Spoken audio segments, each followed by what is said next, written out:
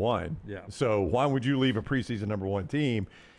I mean, it would have to be a very appealing NBA job, a very, very appealing NBA job for you to leave right now. Otherwise, just keep playing and wait till an appealing job comes open. Like an appealing job would be the San Antonio. Like Mitch Johnson just got that job, but like if Pop was retiring this year and they didn't have a natural Obviously with successor, Wemby, when what you've got with Dylan Harper and that young roster, that would be an appealing job that you would take a look at because you could go for a decade and win multiple championships. Cooper Flagg in Dallas, no? Maybe. Not enough for you? No, I think, but to leave Florida, I don't know. I mean, I think Cooper Flagg is really, really good. Will they win championships? I'm not so sure. I mean, Wembanyama is going to win championships. Two more things before we hit the trash open. One of those, I don't know how quickly Forrester can pull it up, but Judge Philip Hayes, who we introduced you to yesterday, that's right, standing next to the Guns Up Texas Tech mascot, announces yesterday, after that widely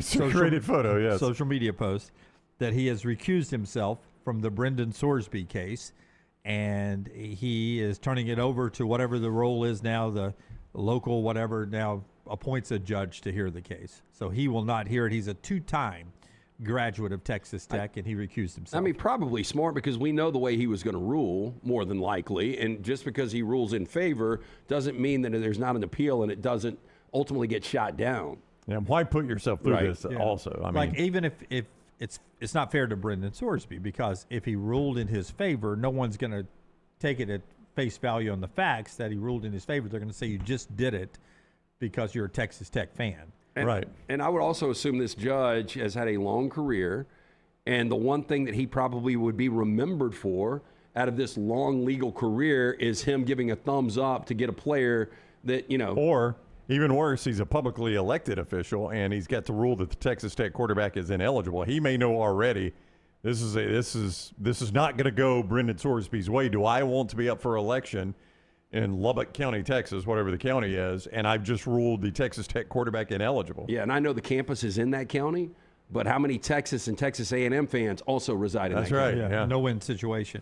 We showed you earlier this week that Fanatics jacked up putting Ty Simpson in the wrong Rams uniform, the one that they will not wear anymore. Ombre, is that the word you use for it? Yeah, the ombre numbers.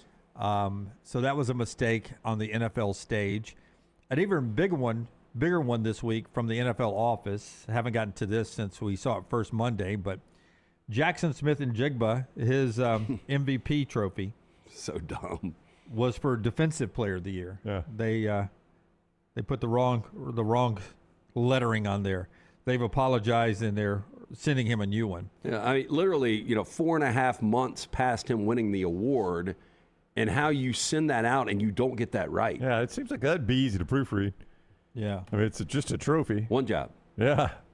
That is. Of course, he's taking it as disrespect. That disrespect continues, so now he's going to play with a chip on his shoulder. He's already good enough. Don't need that. Yeah. Mississippi State and Georgia is getting ready to go at the SEC baseball tournament. They go at 12 noon today, moved up earlier. So, too, is Florida and Alabama. They'll play after that. Tyler Fay on the hill for Alabama. Auburn won last night. Auburn plays again, scheduled for Friday night against Texas A&M at 6:30. Single elimination all the way through the championship game on Sunday. Everybody left in this tournament locked into the NCAA tournament. Get all your favorite Next Round gear all in one place. NextRound.store. From our Next Round hats to the logo tees to the all-time best-selling Y'all Can Have the Rest shirt. You can look your best by shopping with us at NextRound.store. Take the next round anywhere with NextRound.store. From driveways to interstates, accidents happen fast. The insurance company's response? Here's our offer. Take it or leave it. Leave it. Call Alexander Shannara Trial Attorneys. Over 250,000 clients. And no, they don't accept lowball offers. They fight, they win. Over $2 billion recovered. Call now for a free consultation.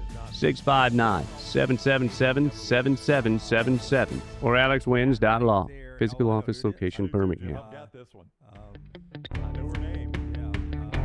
Jim Dunaway, Lance Taylor, Ryan Brown. The Next Round, presented by Bud Light, is on now.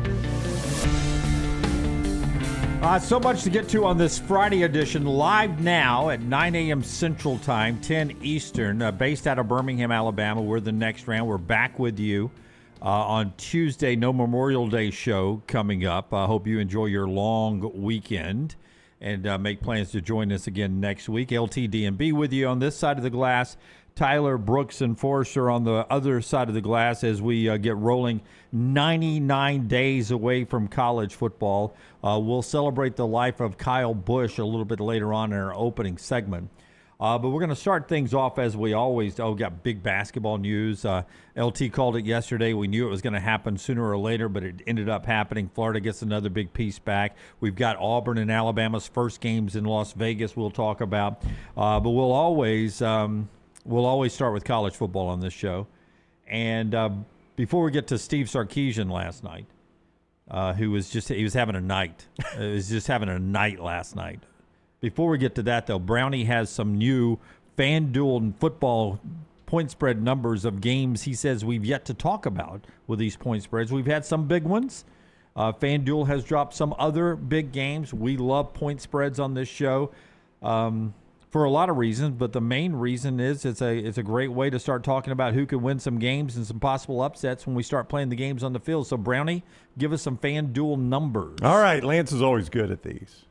Oklahoma at Michigan. Oklahoma at Michigan. I will say the Wolverines are a 2.5-point favorite. Lance is always good at these. The Wolverines are a 2.5-point favorite. I thought we'd seen this one before. No, we have not. I like. I know you doubt this, but I thought the guys in Vegas. I like Oklahoma in this game. Yeah. 45.5 is the total. I can't wait to see which quarterback makes the bigger jump. I still have confidence in both quarterbacks, Mateer and Underwood. And, look, that's going to be the key to these teams. I mean, both the defenses are going to be airtight again. Well, that's the question. I've had Bryce Underwood written down here twice the last 2 days to bring up here because he's got a new coaching staff now. And is it Dampier? Is that the guy? Devin Dampier. Yeah. Bryce Underwood, and you correct me, you watch more Utah than I do, but he looks like a more talented version of him. Because it's the same OC that Whittingham had at Utah, right? Yes. He brought that guy with him. And they made Dampier into a really good quarterback. His ability to run was off the charts. To be able to do that with Bryce Underwood's skill set, if they could sort of unlock some of the things they did with him, that's positive to me that they've got a new coaching staff. Yeah, and I think with Bryce Underwood last year, not only the coaching staff I think is going to benefit him, but I also think there wasn't a lot of weapons. I think there was a lot of Bryce Underwood pressing. Everybody made, it was a lot of news how much money he was making in NIL. And I just thought he played tight. I thought he was really, you could see how raw he was. Carrying the weight of the $13 million quarterback. Yeah, I think he's going to be really, really good. And if you look at the history of Kyle Whittingham and the quarterbacks he's had, one of the problems, in my opinion, for Utah over the last few years, why they can never get over that hump, is they kept waiting for Cam Rising to come back. You remember it was kind of a running joke. He's questionable again this week, not going to play. And Cam Rising was a really, really, really good quarterback, almost elite quarterback, college quarterback when he was healthy 100%, but he just never got back healthy. So they had to rotate two different guys last year at the quarterback position, Dampier being one of those guys. But he's always had really good quarterback play, and this might be literally the most talented quarterback he's ever had. Ohio State is at Texas. This is interesting because Ohio State is never a dog. Never. But Texas is going to be favored here, but I think it's going to be light. I think Texas 1.5. Texas is favored 1.5. Total of 47.5. Remember how boring that game was last year? Oh, 1.5 was about 10.5 in that game. Do you expect it to be the same? I probably not. You got Sayan and Manning both in their second years. God, but both defenses are so good. I don't know. Yeah, if I put the over and under at 42.5. Well, I take the over because he just said 47. 47.5 is the actual over. I don't feel good about taking the over 47. Yeah. I don't know. It's one of those. Right now, I went 42.5 for a reason, so you'd take the over. Yeah, I think I feel pretty good about Texas minus 1.5. Yeah, I think I would play the home team there. 21-20 is still an under. Yeah, yeah. That's why I went 42.5. Yeah, but I do think this Texas, and I mean, Ohio State's offense is always good. It felt like this game would have had to play for a month to get to 21-20 last year. Oh, that 14-7, and it really didn't play 14-7. It played more like 10-3. Yeah. Feels like a 24-17, 21-17 type game. Yeah. It'll be a better game this year.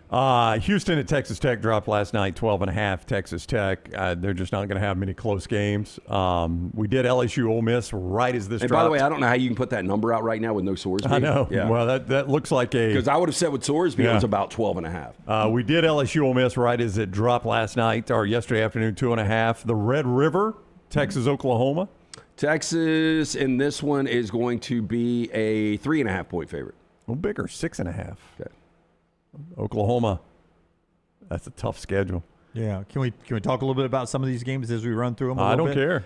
Texas and Oklahoma. We were talking about quarterbacks later. For some parts of the season last year, Mateer was the better quarterback than Arch Manning, right? Early, yeah. And then it seemed like everything a little bit later for Arch, but everything flipped for Mateer in the Auburn game.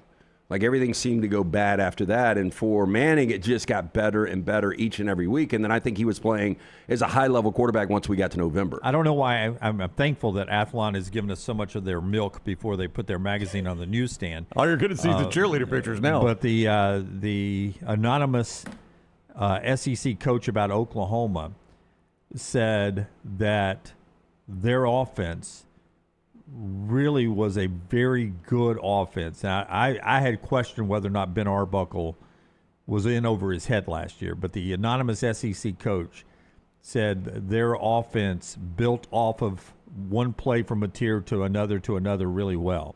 And that it was a dangerous offense. So I want to see what they look like in the second year. Oklahoma, with what they do defensively, could be in my opinion, for me personally, a surprise team because I don't think they're going to be as good this year. But the way people are talking, maybe they're one of the dominant teams in the SEC this year. Is Arbuckle more Garrett Riley at Clemson? I mean, this is a big year. But if you go back to Red River last year, Mateer was awful. 3 interceptions, threw for 202 yards. Oklahoma rushed for 48 yards. That was when the guy, Jimmy Johns, broke the news that he was going to play in the game, right? Well, and remember going into that game, Oklahoma had all the momentum and Texas was playing awful. So everybody's like, Texas isn't going to win this game, and they win going away 23-6. To me, that's one of those games when you think something's going to happen, it never does. I'll just make the point. Oklahoma has shown up twice now, and they're underdog in both games. And, I mean, I think everybody knows by now 2 losses. And we did not even do Oklahoma at Georgia, by the way. That was not one of the point spreads that was out yesterday. Or Oklahoma at Florida. Or Oklahoma at Florida. Or Oklahoma hosting Ole Miss. Yeah.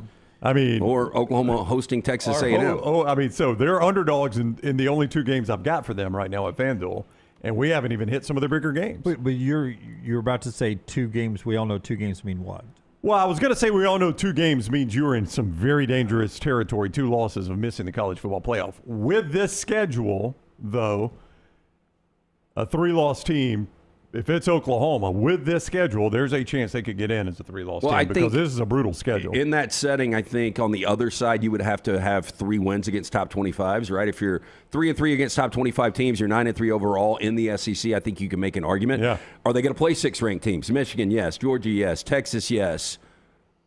Ole Miss, yes. Probably. A&M, yes. And then maybe does Florida. Missouri, Florida, one of those teams sneak in. They don't play LSU this year? No LSU, no Alabama.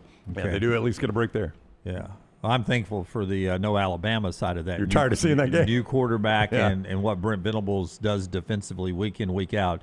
Not something you'd want Keelan Russell or Austin Mack to have to diagnose play by play. No Auburn either. No Auburn. No Auburn either. Good for the Auburn folks as well. 4 more. Georgia is at Alabama. Prime time, October 10th. I would put Alabama a 1.5-point favorite here. Yeah. Would you? Yeah, absolutely. You would? Yep. FanDuel does not. They have Georgia favored 2.5 with a total of 49.5. It's interesting. I mean, a lot of people think that Kirby exercised the demons in Atlanta in the SEC championship game last year. I think we've got a bigger sample size, and I think Alabama at home and outside of that SEC championship game, which was a terrible look offensively for Alabama, Alabama's offense played really well against Georgia under Kalen DeBoer. Yeah. So I would personally, and I'll be interested to see where this number settles once we get there, but I would personally list Alabama as a short favorite. I mean, even back to Nick Saban, what Jalen Milroe did in that SEC championship game to get Alabama to the Rose Bowl, right? That was against Georgia. Yeah. So I mean, even Saban's teams, other than the first half in the 2017 national championship, even they have looked pretty good offensively. And not to take another shot at Ryan Williams, but if you take that first Georgia game away, I just wonder what the public opinion on Ryan Williams would be. He's done almost nothing, really. I mean, that was an incredible game, and it showed you how good this guy can be. Yeah. I can't remember if it was Tennessee or LSU this year, or maybe both. Just a couple of key early tough catches over the middle in traffic from Ryan Coleman Williams. I can't believe we live in a world where this is one of the Game of the Year releases from FanDuel, but here we are. Ohio State is at Indiana the very next week, October 17th. They still are not going to put respect on that Indiana name. I think Ohio State is going to be a 2.5-point favorite. If it is higher than 2.5, they are insane. Yeah. But I would say Ohio State will come shorter than a field goal, but it still will be the Ohio respect. At the same time, the disrespect of Indiana, Ohio State 2.5. Yeah, I think that's a good number, 3.5. I'd go as high as 3.5 in that one. They put some respect on that Indiana name. Indiana, a 1.5-point home favorite. Good for Indiana. Yeah, look at I mean, them. Vegas gets in front of it before anybody else, though. You do have to admit that. 48.5 your total if you're interested in that. But 1.5 Indiana favorite. Ohio State, a dog in Indiana, probably has never happened. No. I mean, I'd have to guess that Ohio State, a dog against Indiana's. Again, were this they is a one of dog those- in the Big Ten championship game, No, Ohio State? No, Ohio State was 5.5. They were favored 5.5. So I Yeah. bet you they have never been a dog against Indiana ever. There's no chance. in the But history of the school. This is one of those interesting ones. If we went back in the time machine to Friday, or at that point would it have been Sunday, May 22nd, or Wednesday, May 22nd of 2024, and I would have said, man, in 2026, Ohio State is going to Indiana. They're both going to have the same head coaches, and Indiana regular season game is going to be favored. We couldn't be able to figure that out. No, I would have asked you what happened to Ohio State and how does Ryan Day still have that job? Yeah, but I would not have thought there it was. still wouldn't be a logical answer. No, I would not have thought it's because Indiana had gotten that good for sure. Miami is at Notre Dame, November 7th, primetime game under the touchdown Jesus arms. This is going to be the boring Notre Dame -3. Yeah. I was going to stick with the 2.5. I was surprised by this one. Notre Dame 6.5. That's Wow. an awful large number against big number. against a team that a lot of people think is a national championship contender. Yeah. You got to trust Vegas sometimes. Two not 50 players, not according to one guy at On3 Sports, two guys not in the top 50 leading their teams. So and, Mensa and C.J. Carr were not in the top 50? what was Mensa? It was 40. You found him 48 or eventually. something. Yeah. It was 48, somewhere around there, and C.J. Carr was 85th. Very disrespectful. I would probably have those two guys top 5 quarterbacks going into the season. Now I say that, and there's That has overall ton. players. That was I'm just factoring talking the about linemen. Yeah. But there's a ton of really good quarterbacks coming back for 2026. I do think Notre Dame is going to be better. I don't know how much better than Miami, but in South Bend, that number is a little high, but not surprised at all that Notre Dame's a solid favorite. And finally, I'm sorry. Go ahead. I thought that was the last No, one. Go ahead. one more. Well, it doesn't have a ton of luster, unfortunately, but Ohio State's 12.5 over Michigan in the horseshoe last weekend of the season. That's a big number there. a big number. Yeah. FanDuel with those lines. If you like lines, you like getting some insight on some games, lanceslock.com, lanceslock.com. Brought to you by our friends at Hemp Hill. So we were 7-0 on Wednesday. We follow that up with a 4-0 last night. 11 Look out. straight winners for you. 2-0 on the ice picks and the NHL playoffs. Had the over last night. I don't know how much of you guys watched that. Not but I was much. just like, my gosh, this was a scoring fest.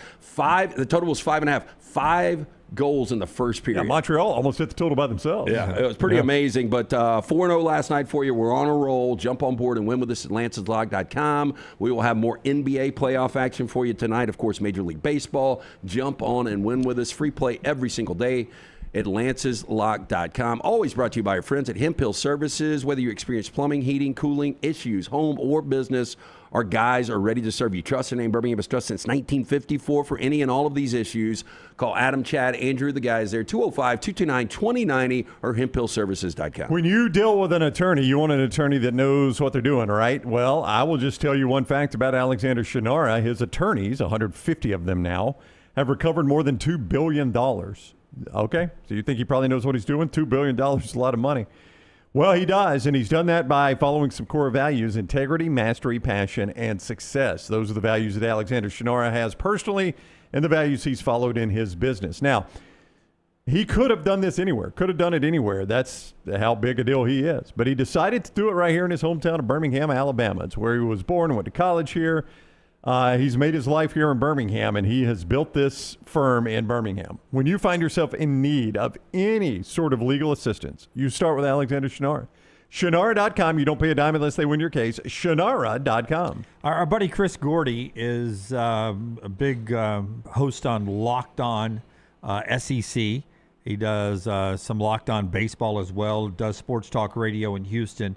And last night he had a chance to hang out with Steve Sarkisian, and he sent out Steve Sarkisian, quote unquote, clarifying his stance on the Ole Miss basketball weaving comment. I wrote back to Chris, I said, clarifying may be a stretch, with the emoji of digging a hole even deeper, or not an emoji, a little gif of Sark digging a hole even deeper. Here is Sark last night on his Ole Miss basket weaving comments.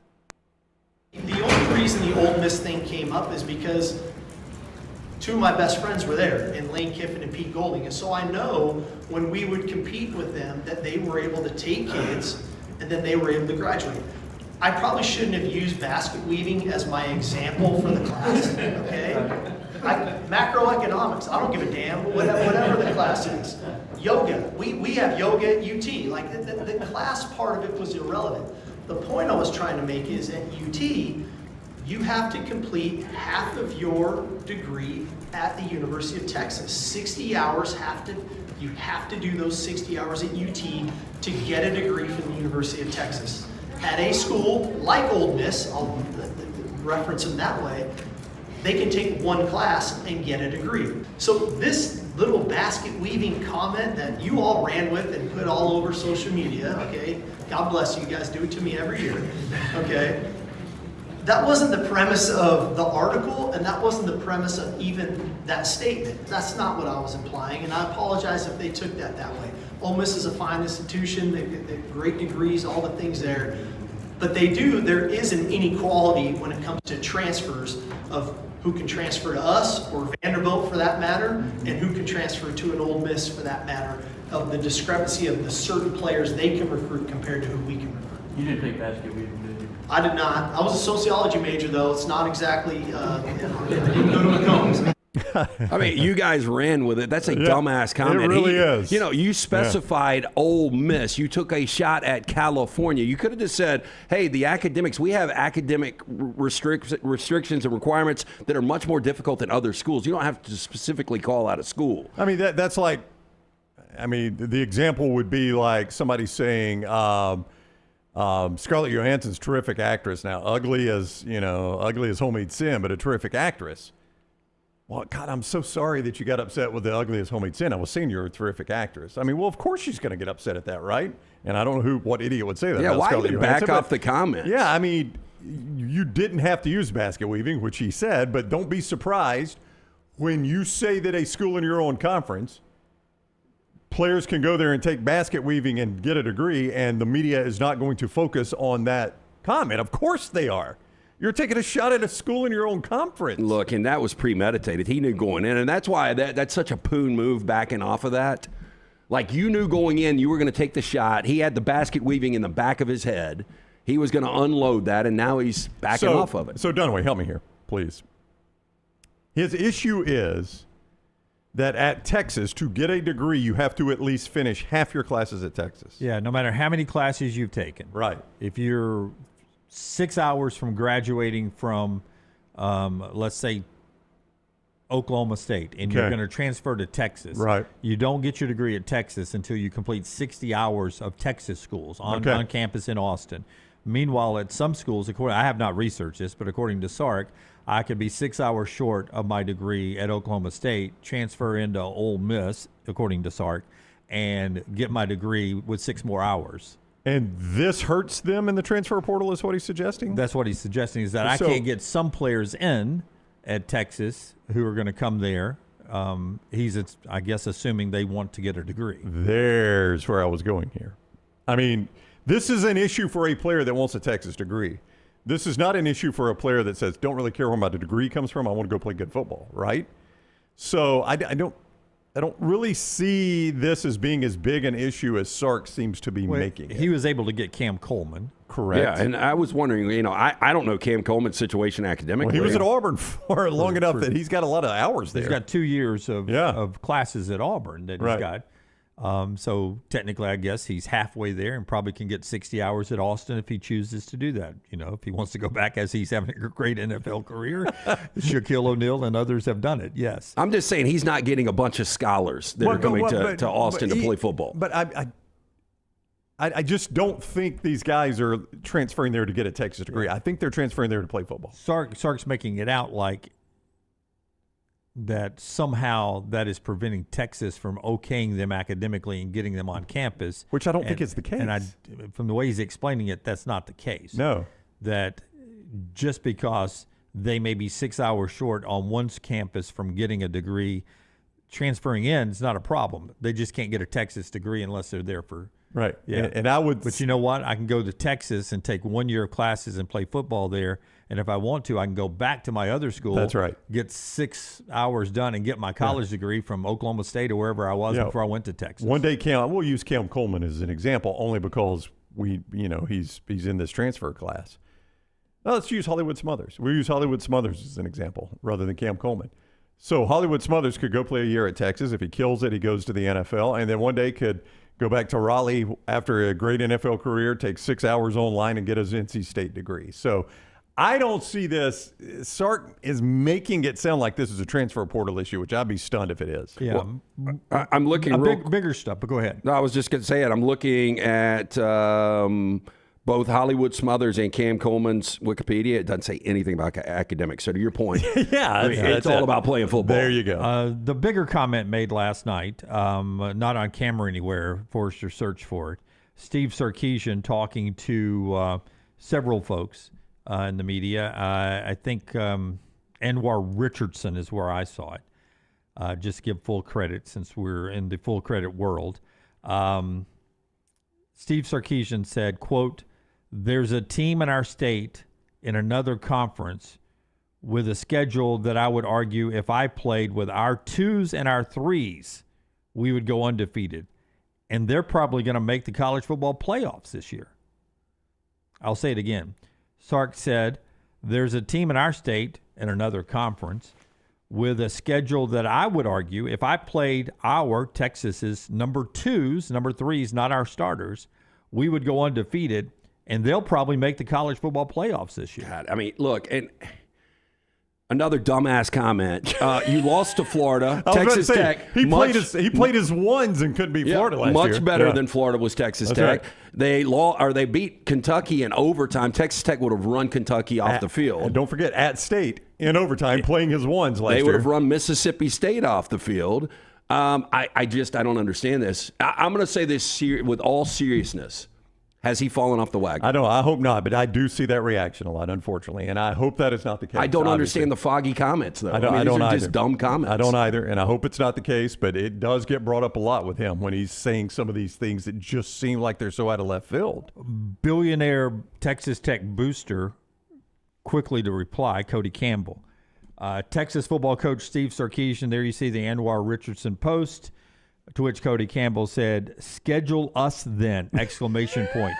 "We've been talking about it for years, and we are more than willing." At Coach Sark, at Del Conte, the athletic director there at Texas. "Schedule us then." Cody Campbell saying he's saying we've been trying. Love it. Yeah. You guys won't play us. This is why Sark and Kiffin will never win national championships.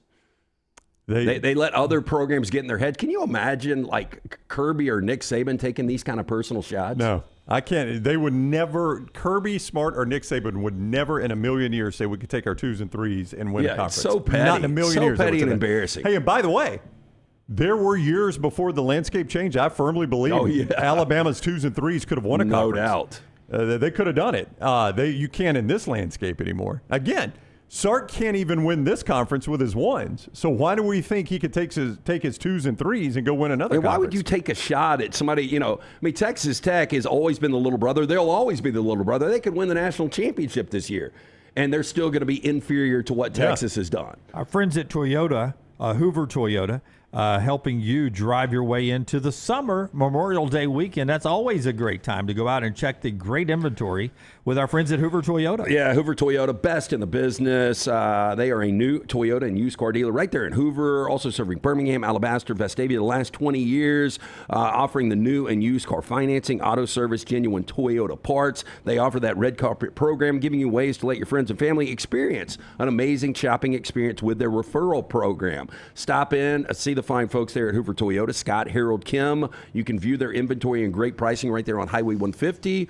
Make sure you tell them the next round sent you, or go online to check out that inventory at hoovertoyota.com. And our friends at Urology Centers of Alabama, UCA, right there at 10 locations here in Central Alabama for over 70 years, giving you the compassionate care that you've come to associate with the name Urology Centers of Alabama. If you're needing a testosterone test and treatment, they can do that for you guys. They can take care of a vasectomy if you're at that point of your life with you and your wife there. Hey, how about this? Everything from prostate health to kidney stones, they've got you covered at Urology Centers of Alabama. Make an appointment today, 205-930-0920 or urologycentersalabama.com. I was on the golf course yesterday with our friends at Bent Brook. I was out there. I was on the Graveyard hole number 3 tee box and driving down, hole number 4 tee box, driving down.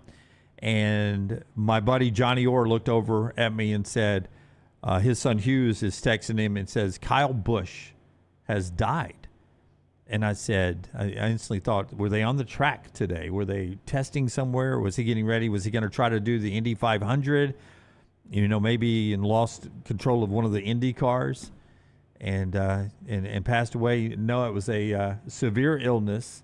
The cause of death, more details on that, has not been released, but 41-year-old Kyle Busch passing away. When we interviewed him, Kyle Busch, as a 19-year-old on the circuit, youngster, a teenager when he started racing with the greats in the heyday of NASCAR, was an asshole.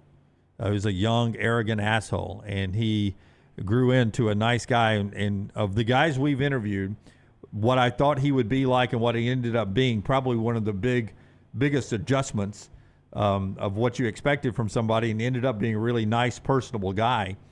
And he's 41 as he passes away, just a few days after his son Brex, who turned 11. And Brex is a young driver who just loves racing, loved watching his dad race. And it comes on America's Racing Weekend with the Indy 500 and the Coca-Cola 600 in Charlotte on Sunday. The guy just won a truck race on May 15th.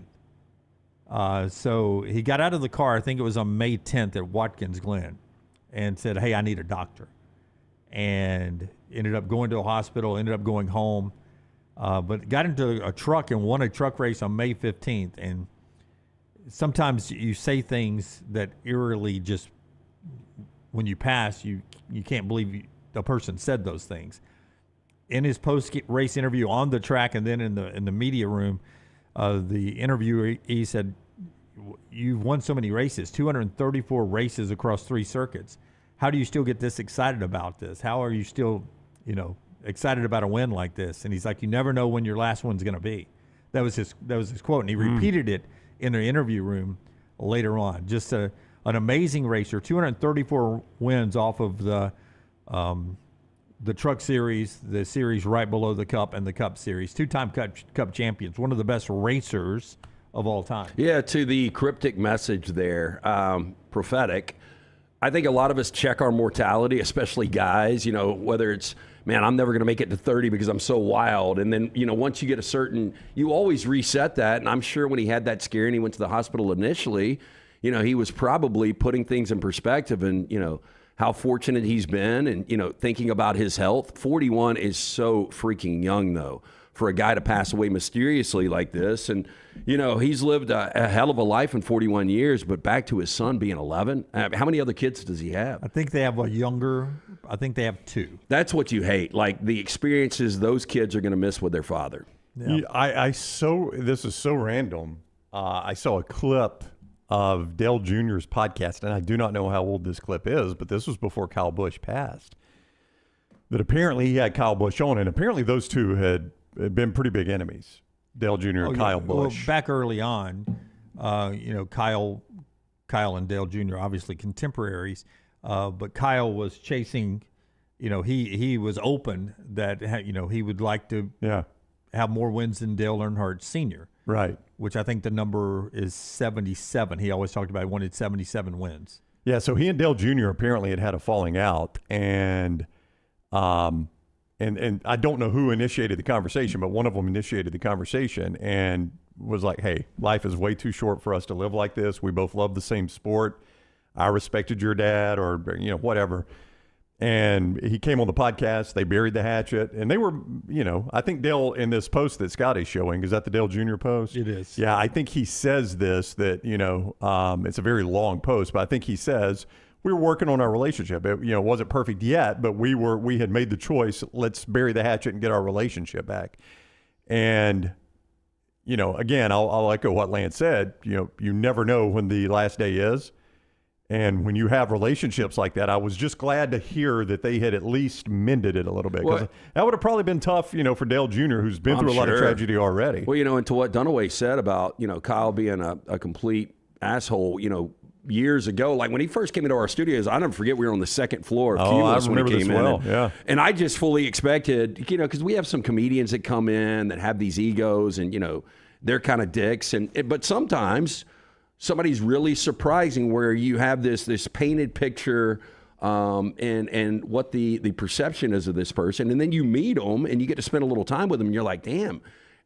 I mean, I was blown away with how interesting he was. 100%, yeah. I texted that to Marty last night. Marty was pretty emotional, and I texted him. I said, hey, I know you lost a friend there. Really sorry about that. And he wrote back and said, thank you. I appreciate it. And I texted him that. I was like, you know, Talladega brought him up one time. I was completely prepared not to like the guy. Was my assumption is we're going to have to grind through this interview. We're not going to like him anymore after the interview than before.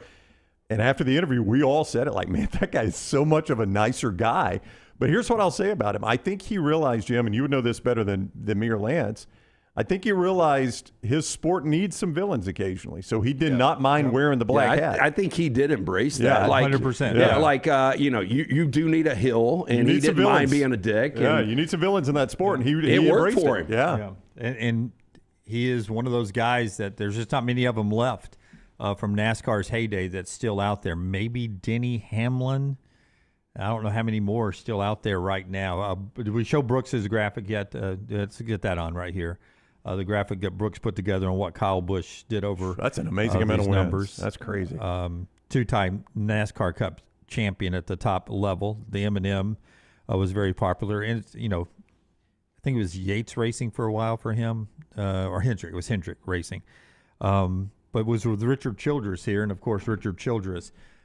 Drivers in their heyday. Kyle Busch's heyday had passed, but, you know, he was also the owner when Dale Earnhardt Sr. passed. And I got to say this, too, because, you know, we're all involved in sponsorships, and we appreciate, you know, what our sponsors do for us and what they have done for us for decades.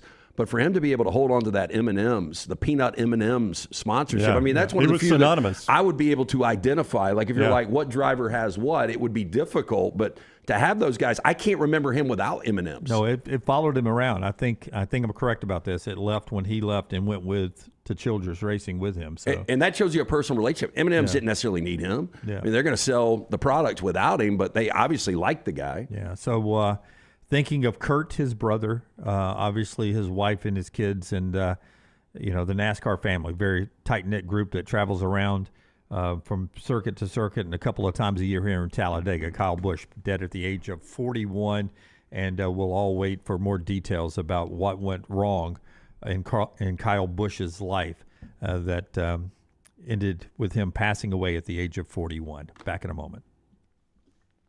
Take the next round anywhere you go with official Next Round gear. Buy yours today at nextround.store. Hop in. Injured in an Uber or Lyft? Here's the problem. Was it the driver's fault? The other car? The app company? Good luck figuring that out while you're trying to heal. Alexander Shinar Trial Attorneys, they've got a guy for rideshare accidents. And here's the best part. They don't get paid unless you do. You heal. They fight. One call, 659-777-7777. Or visit alexwins.law. Alexander Shinar Trial Attorneys. Because rideshare accidents need an experienced team. Physical office, Birmingham.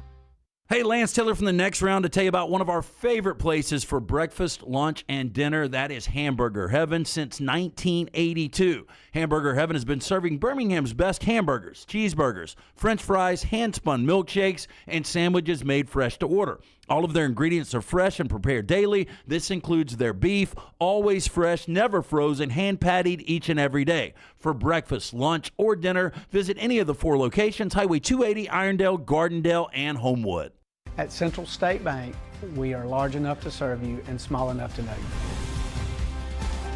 Manage your money with ease, whether it's mobile banking, hassle-free checking, competitive loans, business solutions, or personalized financial advice. We're your hometown bank with big-time service. Visit us today and experience banking made simple, because at Central State Bank, you come first.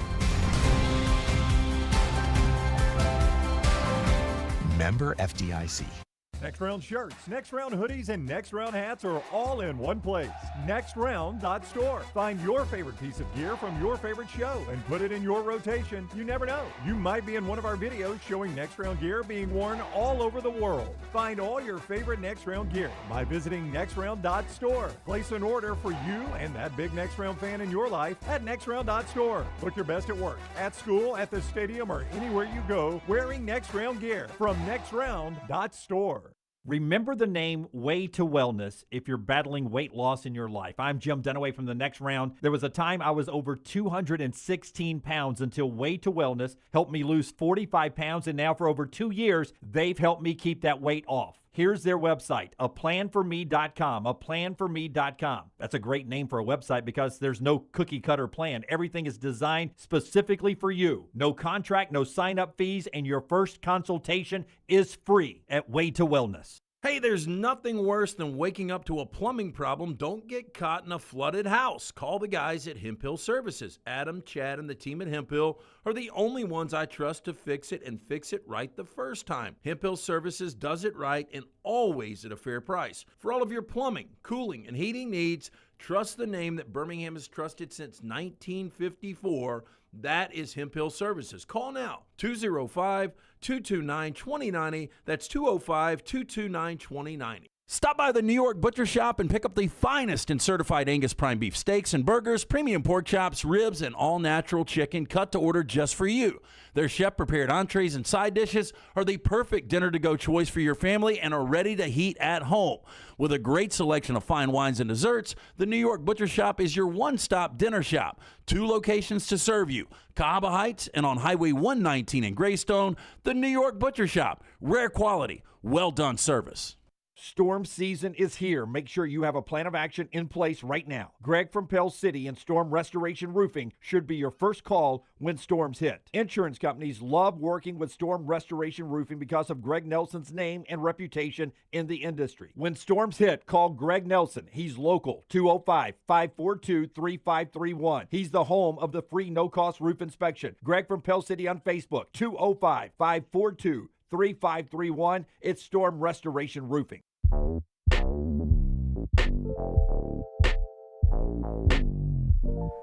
Florida eliminated Alabama yesterday at the SEC baseball tournament. Georgia beat Mississippi State, so Florida and Georgia is on to the semifinals on Saturday, 12 noon scheduled time. Today's other quarterfinal games, Arkansas and Texas this afternoon, Auburn and Texas A&M tonight.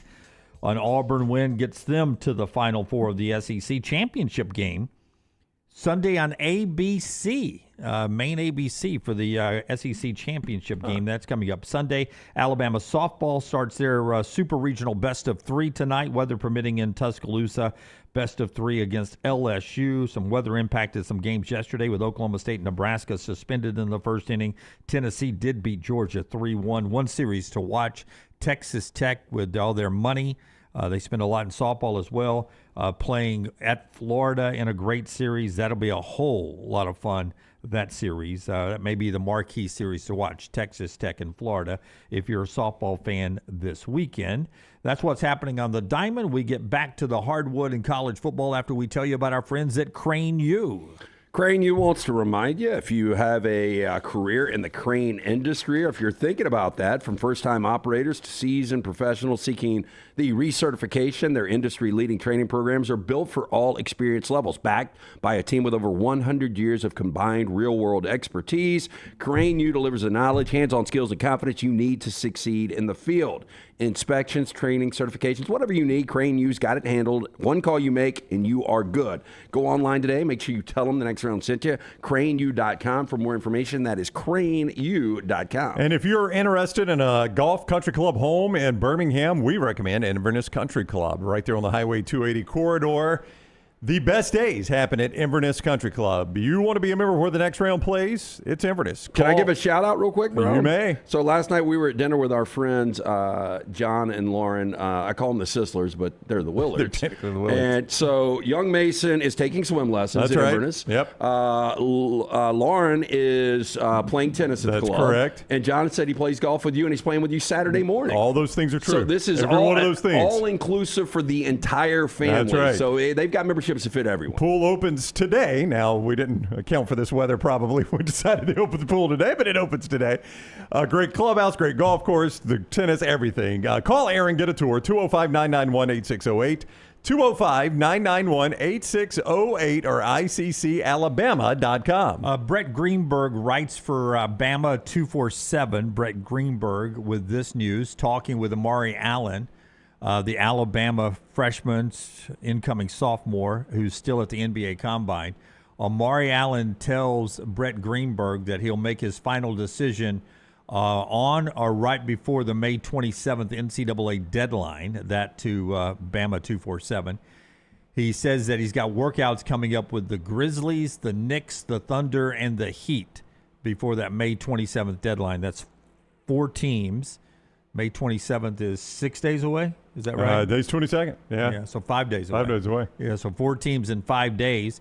So you can see why he'll wait to the last moment there. That's Amari Allen. Still one of the bigger decisions left to be made as far as impact players on top 25 teams in college basketball that has yet to decide whether he's going or staying, with Chinyelu deciding last night, Rueben Chinyelu, to come back. He was expected to do that because, first of all, Florida's paying a lot of money. They got a chance to win a national championship again. And this guy is... he's the best rebounder in college basketball, not even close. I just don't know what he's going to be in the NBA. I still think he's got a spot in the NBA. Could he be a modern-day Dennis Rodman? Yeah, I was going to say, like, his ability to rebound reminds you a little bit, different body style, but a little bit of Rodman. I can't imagine what Todd Golden in Florida are paying right now. When you kept that front line intact, all of those guys could have gone to the NBA. Houck's a lottery guy. I know. Yeah. I mean, Houck's Condon's would have got drafted. You paid a guy to stay out of the lottery. I don't think we've ever seen that way. Even under the table money, we've never seen that so one. I don't know. I think when it's all said and done, Florida might have the most expensive basketball roster next year. The rumor on Thomas Houck was $5 million for 1 year. Chinylu's got to be close. I mean, not as good, but I mean, Chinylu's got to be 3.5, 4. Boy. I mean, that's one heck of a roster, and it's going to be an expensive one, no doubt. Do you think, quickly back to Amari Allen, Jim, do you think the feedback he gets from the NBA could potentially be, hey, we like you, but at your size? Now, keep in mind, he was listed at, 6'8" at Bama, 6'5". 6'5" and a quarter. Yeah, 6'5" and a quarter or something like that. At your size, we're going to want you handled in the basketball, and we just did not see enough of that at Alabama.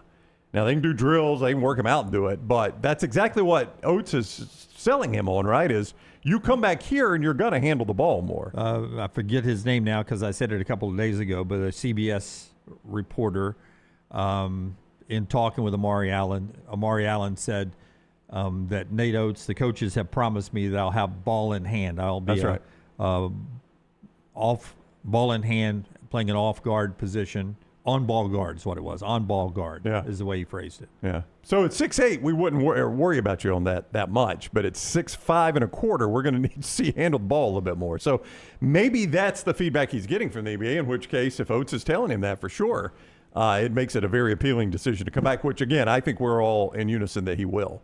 I don't know if he will or not. I think he will. I hope he will and think he should, but I don't know if he will or not. I mean,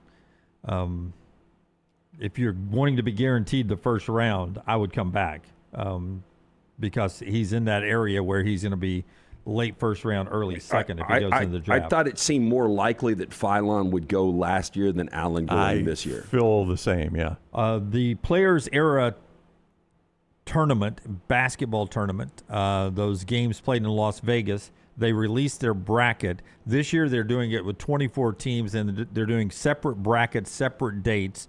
The 16-team bracket and an 8-team bracket. And here's the 16-team bracket, Players Era. This is the one Alabama's playing in. Alabama gets Baylor in the first game, and if Alabama wins, they'll play the winner of Gonzaga and Kansas State.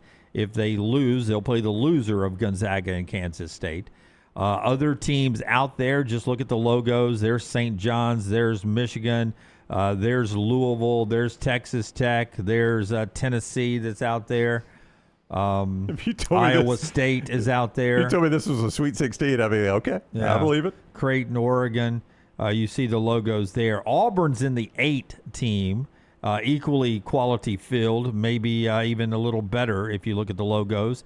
Auburn gets West Virginia, and then they'll play the winner of the Kansas UNLV game, or if they lose, they'll play the loser of the Kansas UNLV game. They're in the 8-team bracket. You see the other logos, Florida and Notre Dame, Houston and Rutgers. I mean, that bracket looks pretty easy to pick. Florida is going to play Houston in the winner's bracket. Kansas is going to play Auburn in the winner's bracket. If I'm an Auburn fan, I think I can go ahead and say Auburn over West Virginia, Kansas versus Auburn, and then you go from there. I would imagine then you play either the winner or the loser of Florida-Houston. So potentially for Auburn in their 8-team bracket in Vegas, you're looking at Auburn playing West Virginia for sure, Kansas likely, and then either Florida or Houston. Yeah. So if you wonder if Auburn's schedule is going to be any easier, no. Yeah. For Alabama, when you go back to the 16-team bracket, if you're an Alabama fan, other than all the other great games you got scheduled, you're guaranteed Baylor. Let's say Alabama beats Baylor, which I think in my heart I would go that direction. You're probably going to play Gonzaga, so Alabama's got Baylor, Gonzaga, and then potentially at that point you've got Michigan. Jeez. Who's pretty good, I'm told. Yeah. I mean, again, if you're Auburn and you get those games, that strength of schedule, I mean, to play, it would be multiple times. Florida would be on your schedule, obviously. But to get a Kansas game, your strength of schedule going to go sky high. And for Alabama, those matchups, your strength of schedule, with what both those teams are already playing, it's fantastic. You think that's enough basketball? No, hold on. I got one more. And these are the kind of guys that if you're Greg Byrne, you wish you would have them call you up occasionally. Adam Wexler founded Prize Picks. Help me, the early days of Prize Picks. What was Prize Picks? I think you would do like individual player parlays. It was daily fantasy, right?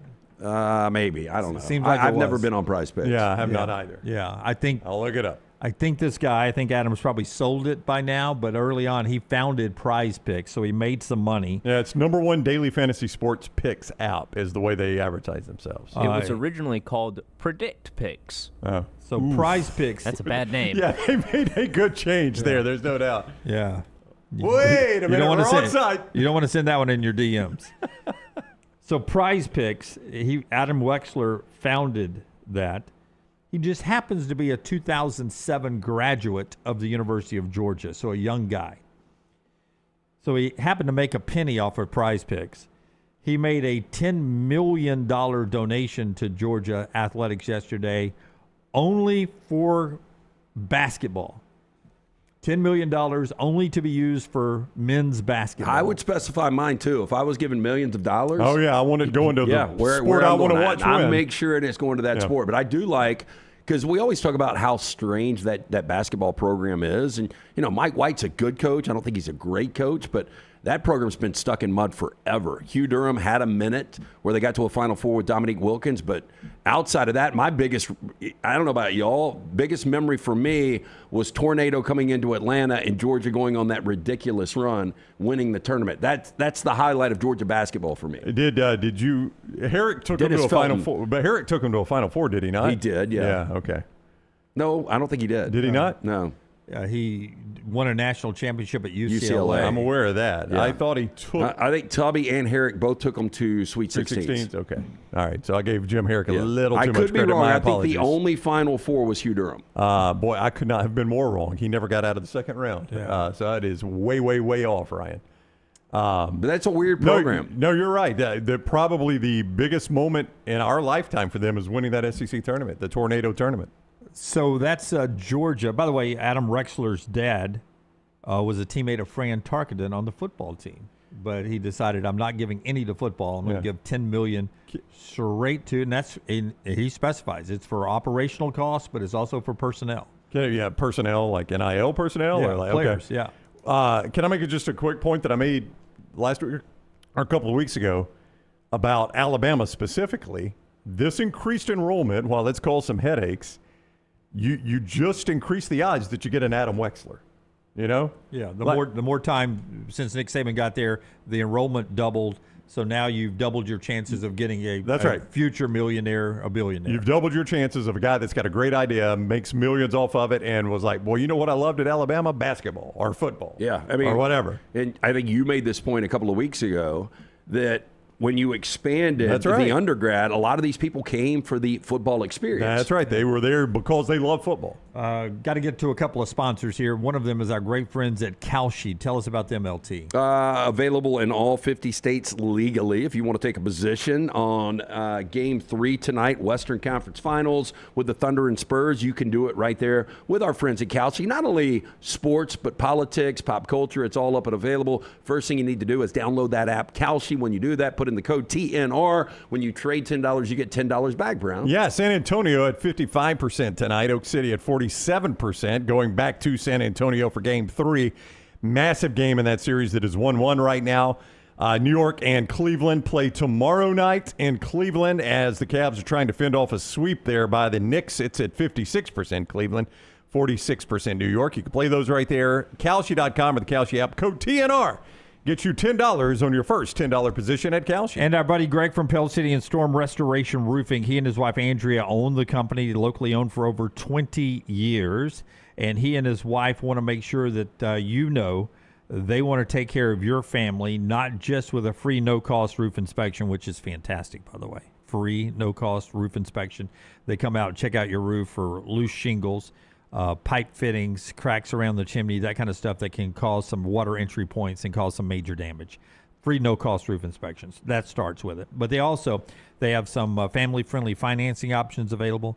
They work wonderfully with the insurance agents, the inspectors, the guys that will help with your claim. They're wonderful at walking you through the claim process on things you need to do before you file your claim. If you've got some storm damage or maybe you have some issues with your roof. They do roof replacement. They do storm damage repairs. But it starts with that free no-cost roof inspection. 205-542-3531. That is Greg's cell number. Straight to him. 205-542-3531. Easiest way to do it, shoot him a text. Tell him you want a free no-cost roof inspection. He'll get back to you. 205-542-3531. Or simply go online, stormrestorationroofing.com. By the way, you mentioned Kalshi.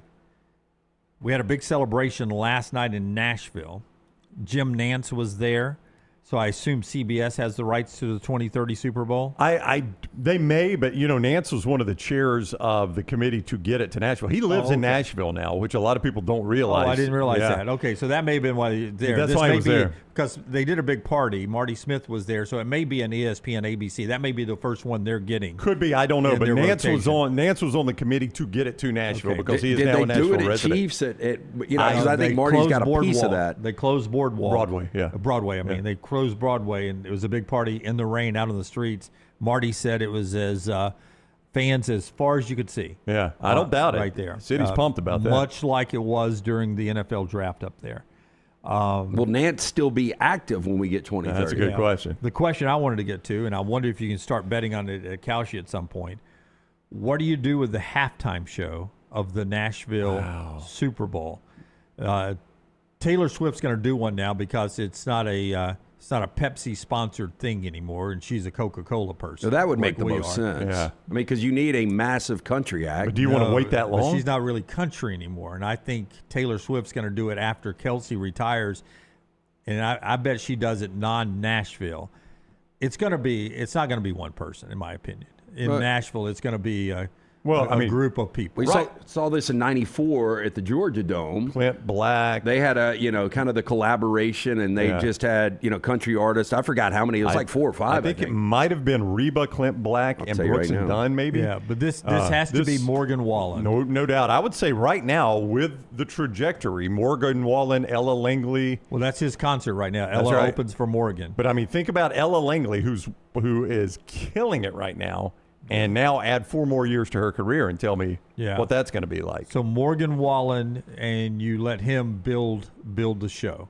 Yeah. But he builds it with Ella Langley, and then you bring in some other folks. I mean, if Jelly Roll is still hanging around, maybe. Well, you go to Jelly Roll a lot. Jelly Roll's now I will say he and Post Malone and there's another one.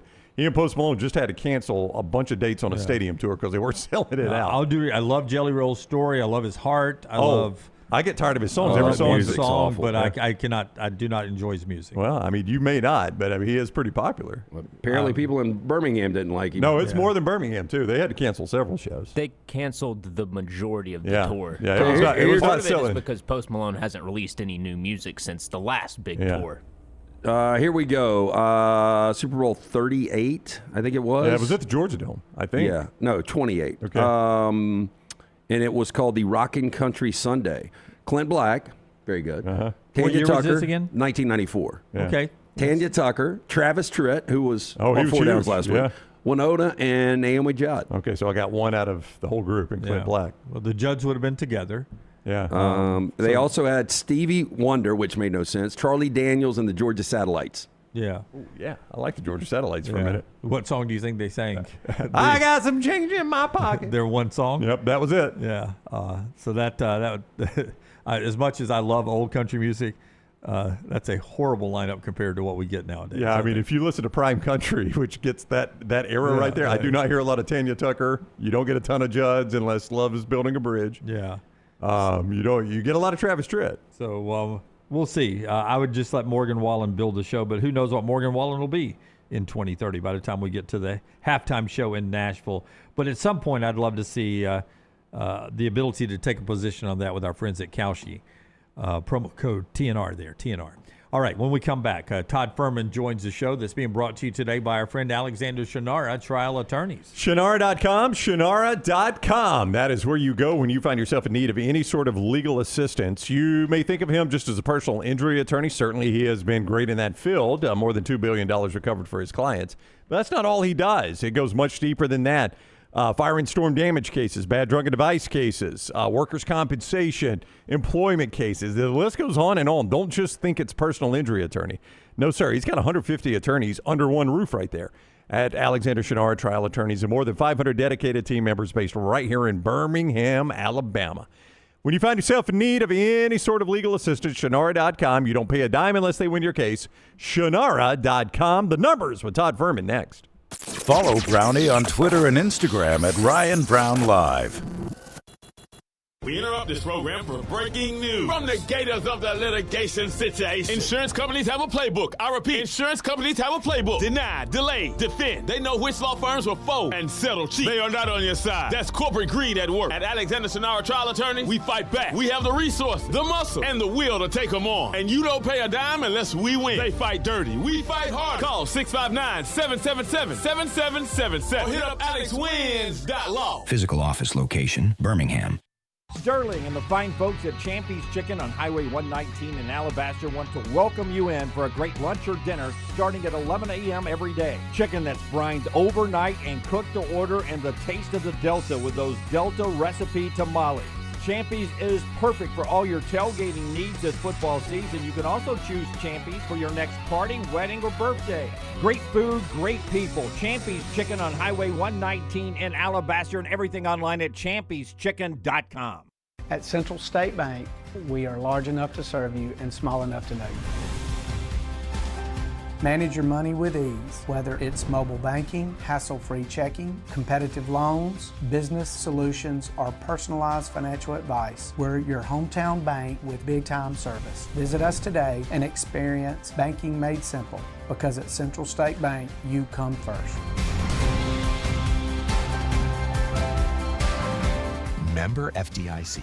Never miss anything from the next round when you listen on demand through the podcast platform of your choice. Apple, Spotify, iHeart, or Google Podcasts. Wherever you listen, always like, follow, subscribe, and turn on automatic downloads so you catch every part of the next round. Listen anywhere in the world at any time on the Next Round podcast feed, and support the show by following, subscribing, and turning on automatic downloads on any podcast platform. Thanks for always making the next round a big part of your day.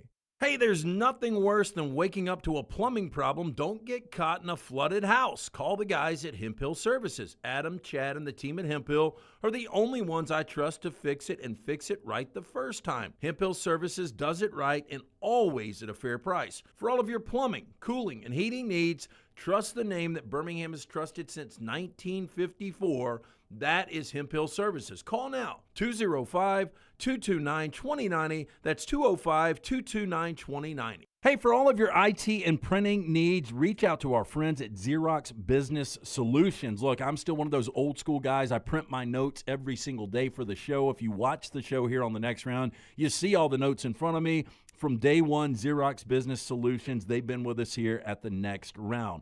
Local for over 45 years. For all of your IT and printing needs, visit XeroxBusinessSolutions.com or call 205-969-3000. That's 205-969-3000. Remember the name Way to Wellness if you're battling weight loss in your life. I'm Jim Dunaway from the Next Round. There was a time I was over 216 pounds until Way to Wellness helped me lose 45 pounds, and now for over 2 years, they've helped me keep that weight off. Here's their website, aplanforme.com, aplanforme.com. That's a great name for a website because there's no cookie-cutter plan. Everything is designed specifically for you. No contract, no sign-up fees, and your first consultation is free at Way to Wellness. Hey, Lance Taylor from the Next Round to tell you about one of our favorite places for breakfast, lunch, and dinner. That is Hamburger Heaven since 1982. Hamburger Heaven has been serving Birmingham's best hamburgers, cheeseburgers, French fries, hand-spun milkshakes, and sandwiches made fresh to order. All of their ingredients are fresh and prepared daily. This includes their beef, always fresh, never frozen, hand-pattied each and every day. For breakfast, lunch, or dinner, visit any of the 4 locations, Highway 280, Irondale, Gardendale, and Homewood. Jim Dunaway, Lance Taylor, Ryan Brown. The Next Round, presented by Bud Light, is on now. Tyler will get Todd Fuhrman for us here in just a second. This hour of the show brought to you by our friends at Central State Bank. Before Brownie tells us about Central State Bank, hats off to Chris Button, who's doing baseball at the SEC Tournament, SEC Network. Chris did the story the other day. All the young men and women, young boys and girls that chase those foul balls on the hill. She found video, or the producers found video of Major League superstar Connor Griffin fighting for and getting a foul ball on the hill at the Hoover Met back in when he was a kid days. And now he, of course, is a superstar with the Pittsburgh Pirates, a young teenager cool. that's up there. Yeah, I've caught 2 foul balls, one at the Major League game, one at the Barons game. We have somebody that we know, and I bet you guys could guess, years ago would take his kids out to the Hoover Mat, and they would just chase down foul balls and basically fight people where they would have really good batting practice, good BP balls. Yeah, and that's what Connor Griffin did, dove and got a ball and ended up Could you figure that out? Later on going to the big leagues. Hey, Fuhrman's standing by. Tell us about Central State Bank. Hey, smart grades deserve smart rewards at Central State Bank, and they help the young achievers in your life save for their future 1 day at a time. You open a Young Savers account today. When the grades roll in, you send them on over. Your student could earn up to $10 for A's and B's. So it is banking that celebrates hard work, and it builds lifelong habits. Family-owned, community-focused Central State Bank. Member FDIC. Todd Fuhrman's made straight A's. Dude never made a B in his life. He is with us now on the Alexander Shinara Trial Attorneys Hotline. CBS Sports at Todd Fuhrman on social media. What is up, Fuhrman? How are you? Ronnie, that's technically incorrect. Before I left public school after my sophomore year, I did have 1 B. It came in geometry. I was not the best in trying to figure out all my angles. Oddly, you think only about trends and angles now. So, I mean, how were you that bad at angles? Hey, look, the bottom line was shapes and orientation didn't really play a big role the same way calculus and algebra did in terms of building some of the models that we need to lean on to pick winners in this topsy-turvy sports betting world these days. So Fuhrman, you know this. Like, if you have a terrible beat, sometimes it will send you into a tailspin, and then you'll go on a terrible run. Well, Tuesday night, I'm sitting there watching Game 1 of the Eastern Conference Finals, and I've got under 217.5. The game is over. 22-point game, less than 8 minutes to go. It goes to the one place that would take the game over into overtime. I lose that game. But I got to say, I don't know where you were on that game. I have rebounded with 11 straight wins, and because you are here right now, I'm going to give people a free winner because I think you're probably on my side tonight. Game 3 Western Conference Finals. The Oak City Thunder have been favored in 34 consecutive postseason games, and they're getting 1.5 points tonight. I'm all over Oak City. Where are you on this game? I lean Oklahoma City as well. I don't have a bet on the game yet. Want to see as this total continues to climb. We opened at 215. We're now out to like 219. And I think so much of this will hinge on the status and availability for a couple key contributors, mainly for the San Antonio Spurs. If Dylan Harper is unable to go, dealing with soreness or adductor injury, whatever the heck they want to call it right now, and De'Aaron Fox still dealing with that ankle, it's a real problem for a team that's shown a little bit more in the way of depth so far in this series, but still having issues at the guard position. And without those two in the mix potentially, it puts a lot more in Stephen Castle's plate. He has been a turnover waiting to happen. And I think to your point that OKC just has more pieces, even with Jalen Williams dealing with the hamstring. So a strong lean for sure with me as well towards the underdog, catching that 1.5 to 2 widely available. Yeah, I remember we talked about this over the years. This is not to the Saban Alabama favored numbers, but I remember when Alabama would come as a 6-point or less favorite, you know, we would talk about when can you ever get a Saban Alabama team this short of a number. So to me, if you can get the Thunder in the postseason as a dog, as good as Wemby is, I think you got to play it. The pedigree plays a huge role, to your point, and it's a Thunder team that we've seen handle a little bit of adversity when they lose game 1 in a series, bounce back. I know there were a lot of folks that were trying to figure out why OKC was getting bet from a 6.5-point favorite on the open in game 2, closing as high as 8 in some spots. And sure enough, you do have to dodge that late 3 from Devin Vassell to try and get that thing across the finish line with them winning the game by 9. But role reversal typically works out real well, and I think OKC knows what's at stake here. They probably go into San Antonio figuring if they get a split, it puts them in a very good spot. No better opportunity than here, even if they're down one of their key cogs in the rotation for a Spurs team that's a little banged up. The one thing that's always challenging in the NBA, and it has to play a role in any sort of handicapping you're doing, is how the officials will elect to try and call fouls. So if they're not going to let Hartenstein and Chet Holmgren bang Victor Wembanyama around in the paint, you're going to know pretty early on. And that's part of the reason I'm a little bit concerned as this total continues to climb, that we may see a game called a little bit tighter with a number of trips to the foul line for both sides. Todd Fuhrman is with us at Todd Fuhrman. CBS Sports is where you catch him. So two-part question here. Fuhrman with us on the Alexander Shinara Trial Attorneys Hotline. FanDuel released some updated college football point spreads yesterday. Are they – I know you've said this about some of the organizations that are the FanDuels, the DraftKings, the offshores. They might be a little more aggressive. Does FanDuel fall into that? Like, were there some of those you looked at and you're like, okay, that might be a touch aggressive? FanDuel is usually pretty good. I mean, they've gotten to be a lot tighter and sharper with some of these Game of the Year numbers that they'll put out early on. But what's always interesting when you're starting to look at these prices, whether it's a single data point for an Oklahoma-Michigan game or Oregon-Oklahoma State, whatever it may be, if they're hanging numbers on a variety of teams and multiple games for those teams in question, if you think a particular side is overvalued or undervalued, you'll see a game move not just in one instance, but oftentimes in 4 or 5 different games across the board. Because if you have a power rating that's completely different than the odds makers at FanDuel and DraftKings have around an Ohio State or Texas, you're going to be able to bet on or against those teams in multiple matchups. So that's always what's fascinating when you look at these Game of the Year numbers that are posted throughout the course of the summer, that you can get at least a litmus test for how odds makers approach a lot of the highest profile teams that are out there and go, you know what? I don't feel the same way about LSU or Texas.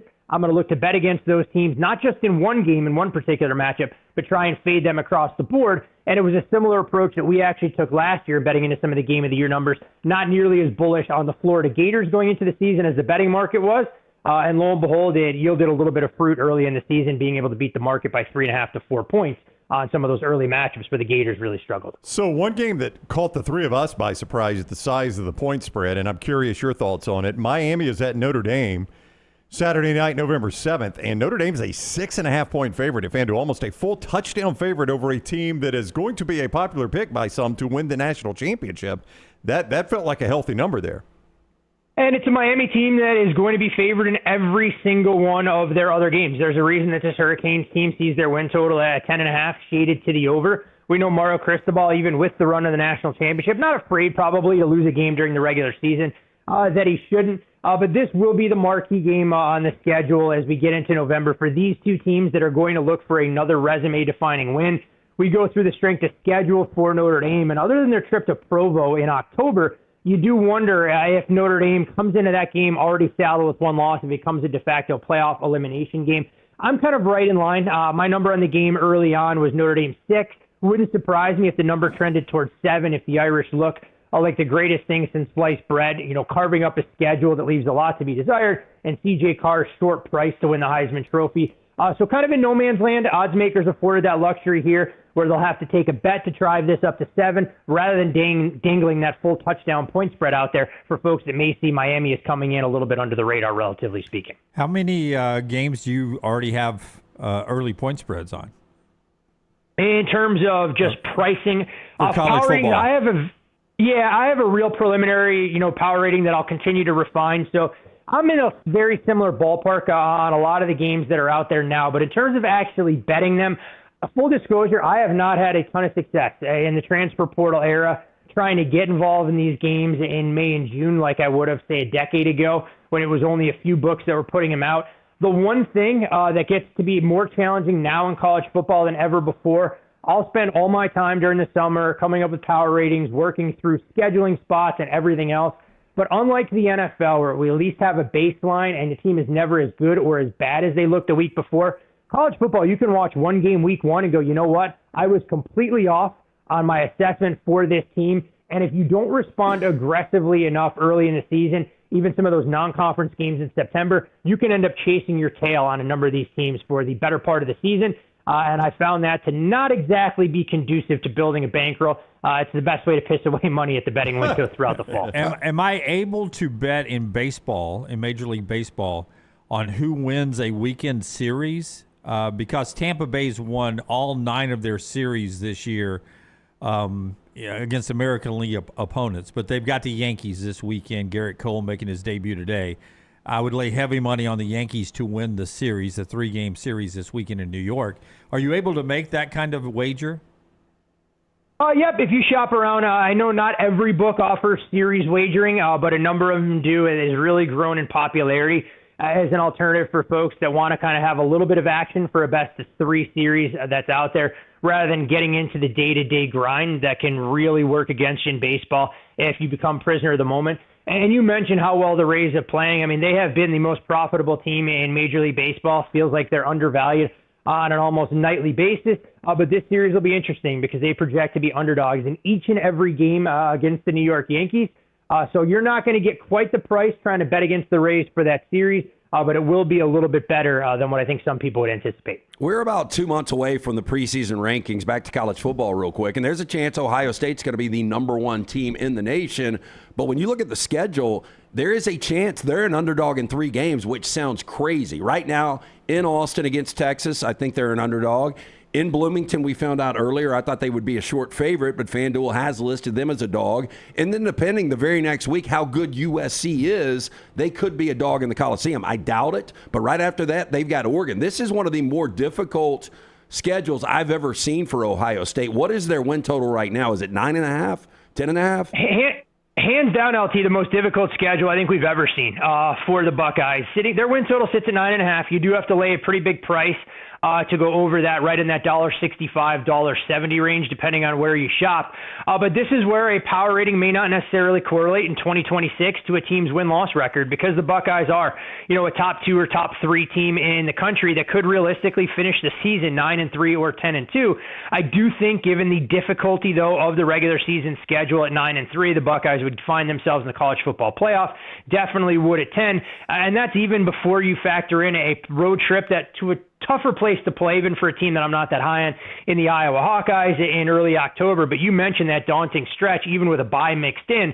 I mean, at Bloomington, at USC, home against Oregon, there is not a layup to be found in that particular trio in the span of 4 weeks. So if Ohio State were to struggle out of the gates and they're a modest underdog on the road in Austin, although wouldn't surprise me, guys, despite all the love around Texas, if we saw the Buckeyes actually take money and close a road favorite in Austin on Saturday, September 12th, that if Ohio State came into that stretch already with 1 loss, were to lose in Bloomington, that suddenly they would need, at worst, a split against USC and Oregon, or we'd be talking about Ohio State going to a second-tier bowl game. So it's going to be fun to see how the Scarlet and Gray are priced. I am not a big believer in Julian Sane.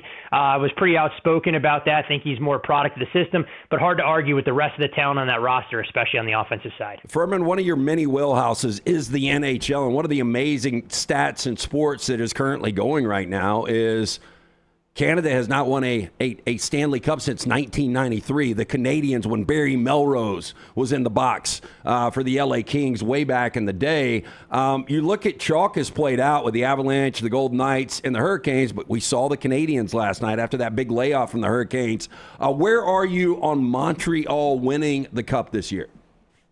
It's a team that, quite frankly, I didn't think had the potential to make this deep a run. I was extremely high coming into the playoffs on the Tampa Bay Lightning, and maybe that series carries a little bit more weight and speaks to what Montreal is capable of accomplishing, that it had more to do with them than it did Tampa kind of stubbing its toe, especially when you look at the Game 7 way it played out, where Tampa dominated and Montreal was opportunistic, beating them 2-1 despite only 9 shots on goal, an all-time playoff low for a team that emerges victorious. But what we saw last night against Carolina, a combination of factors. Montreal, iron sharpens iron, fresh off of their Game 7 win against Buffalo, a Carolina team that was extremely rusty, the longest layoff that we'd seen in the NHL playoffs in over a century. I think you have to go back to 1919 to find a time that a team had more than 11 days off.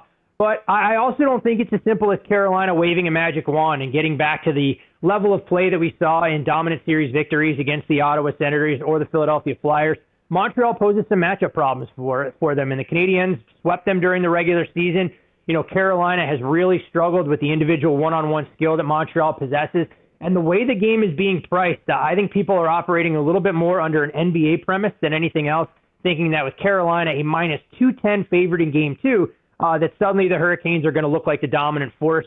I'm going to wait this game out as long as possible and see if I can get a better number on Montreal. Do I think they win the game more often than not? Absolutely not. But if you're going to give me plus 180 or better, I'm going to go to the window with a team that's 7-2 on the road so far this postseason and doesn't seem to wilt under the weight at any of these moments. Steve Sarkisian says his 2s and 3s could win the Big 12. Do the Vegas numbers back that up?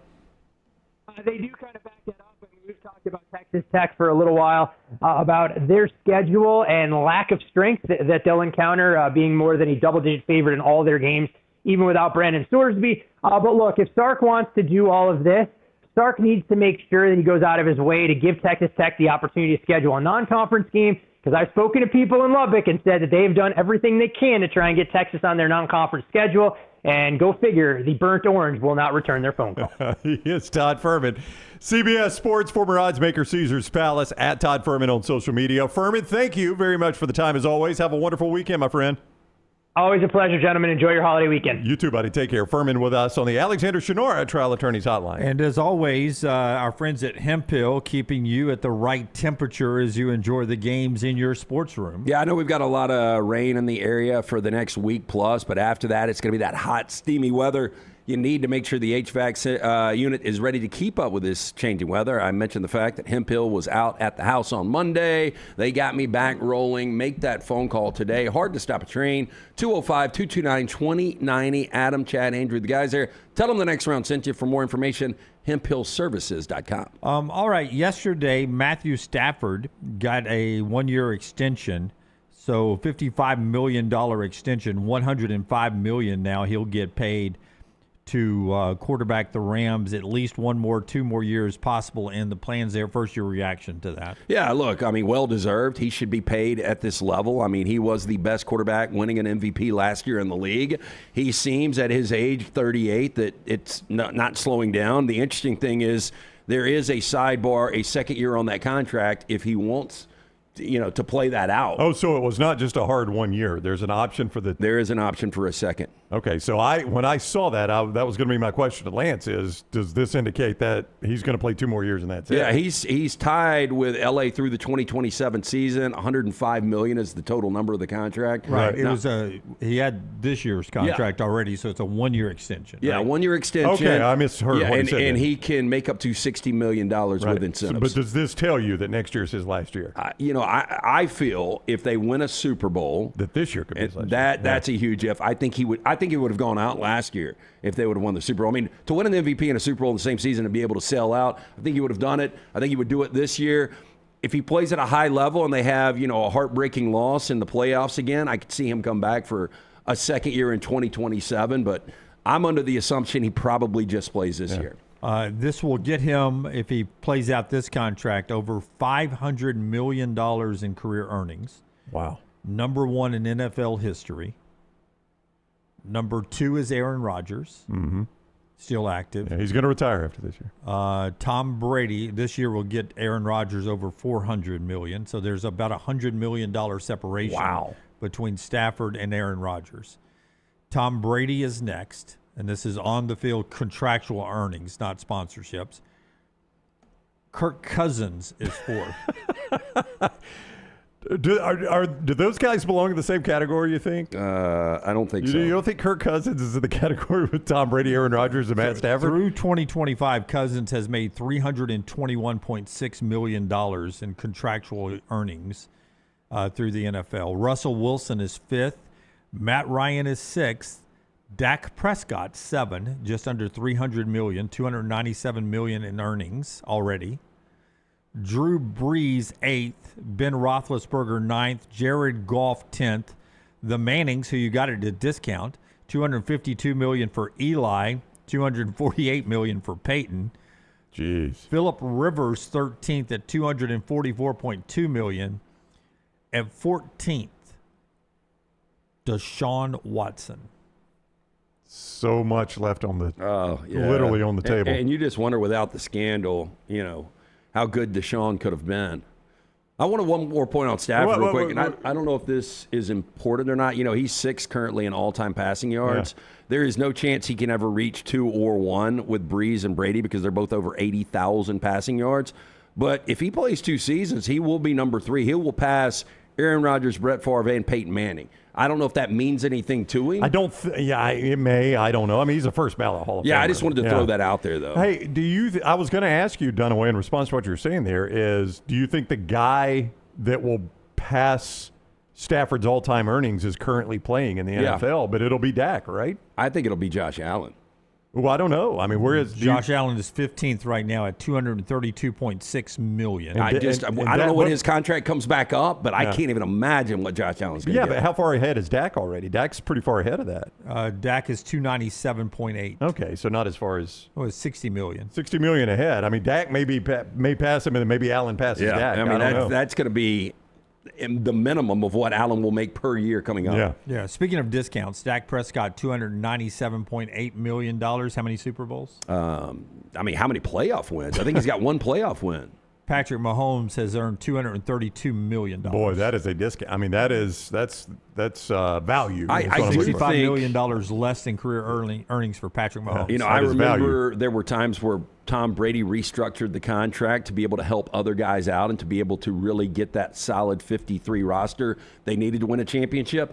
I guarantee you there's other quarterbacks, and I don't know what Pat Mahomes was as far as cutting his deals down to help out some of the other guys and to help out the organization.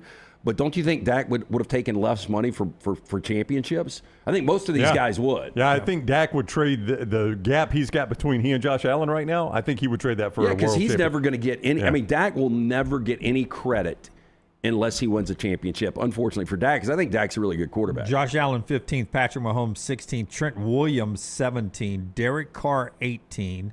Von Miller, 19. Ryan Tannehill, 20th all time. Boy, it is good to be an average quarterback in the NFL, isn't it? $195.9 million. Alex Smith, 21. $189.7 million. I haven't named Alabama or Auburn player yet, have I? Not that I remember. Yeah. So the highest Alabama player is going to be Julio Jones, I believe. That would make sense. And Julio Jones, $149 million. $149.1 million, 46th all time, unless I missed an Alabama or Auburn player. Yeah, I mean, in this era, the most talented or best player probably from start to finish has been Derrick Henry, but running backs don't get paid. They don't. Devontae Smith would have a chance to pass that, but he is. Devontae's really good, but I mean, he's not. Like nobody he's would not consider their number one. Devontae a top 10 guy. Yeah, A.J. Brown's at number one. Amari Cooper, $138.4 million, and Cam Newton is 59th, $133.5 million for Cam Newton. And what seemed like a shorter career. Yeah, it was a shorter career. But, if he would have backed up what he did in 2015, no telling what the numbers would have been.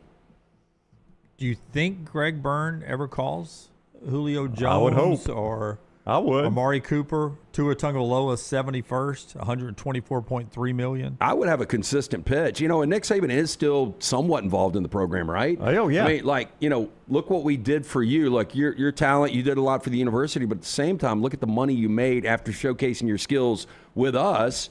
Give a little back. I've got a friend, Dunaway, that works in that world, I'll put it that way, in the fundraising arm for a university.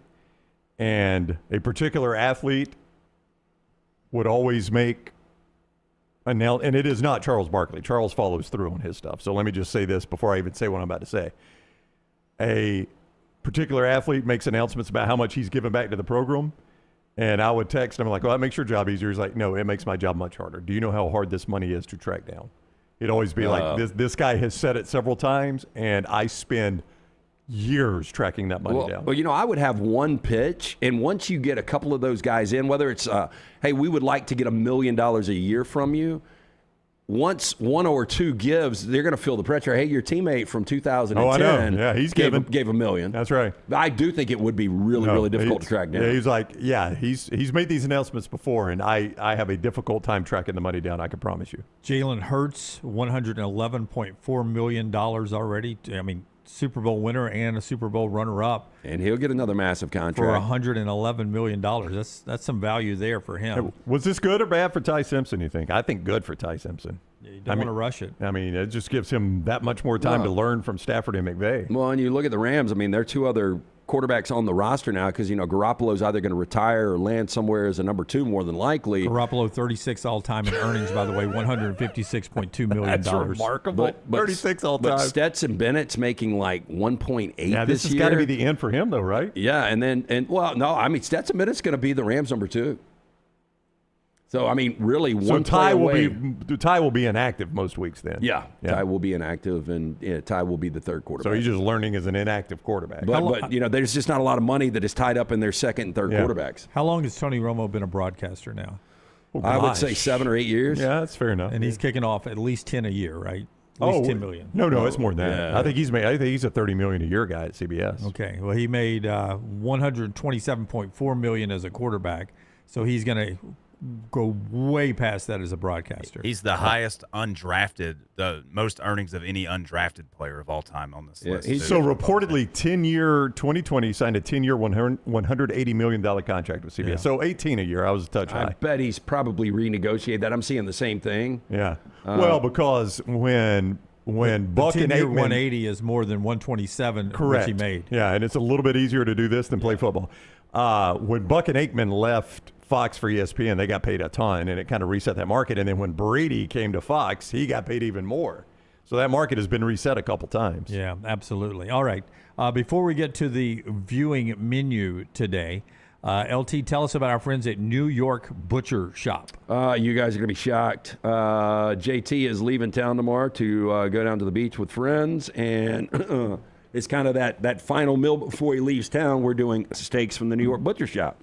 Yeah, New York Butcher Shop's a great place to go. Sorry about that. You're all good. Go ahead and read about New York Butcher because he needs to follow it up with Michelson. Okay. Well, I was just going to remind you, though, they do have the Boston butt That's sale. right. Then you could take it over. $39.99, fully cooked, smoked right there. Pick up today or tomorrow, but you got to call for those reservations. That's right. You got to call. Here's the numbers. Call the Cahaba Heights location, 205-970-7300. You see that number on the screen? Nope. Cahaba Heights location, 205-970-7300, or the Greystone location, 205-703-8825. That's 703-8825. You got to make a reservation, and available for pickup May 20th through the 23rd. Just $39 for that hickory smoked, fully cooked Boston butt. Take away all the problems with our friends at New York Butcher Shop. And our viewing menu brought to you by Michelson. Yeah, 205-969-8100, the number I called way back in 2003. Dr. Mark Michelson, the first to perform the LASIK surgery in the state of Alabama in 1995. I had the 2200 vision. After the procedure, 2015 vision better than 2020. Make that call. Ask for Amy Toe. The next round, Cynthia. She's going to hook you up with a hassle-free consultation. Zero to lose. To find out if LASIK is right for you, 205-969-8100 or michelsonlaservision.com. Two observations. The Texas Tech Florida softball game has started 11 Eastern, 10 Central. If you're watching the broadcaster, I think you see there's a bug flying right there.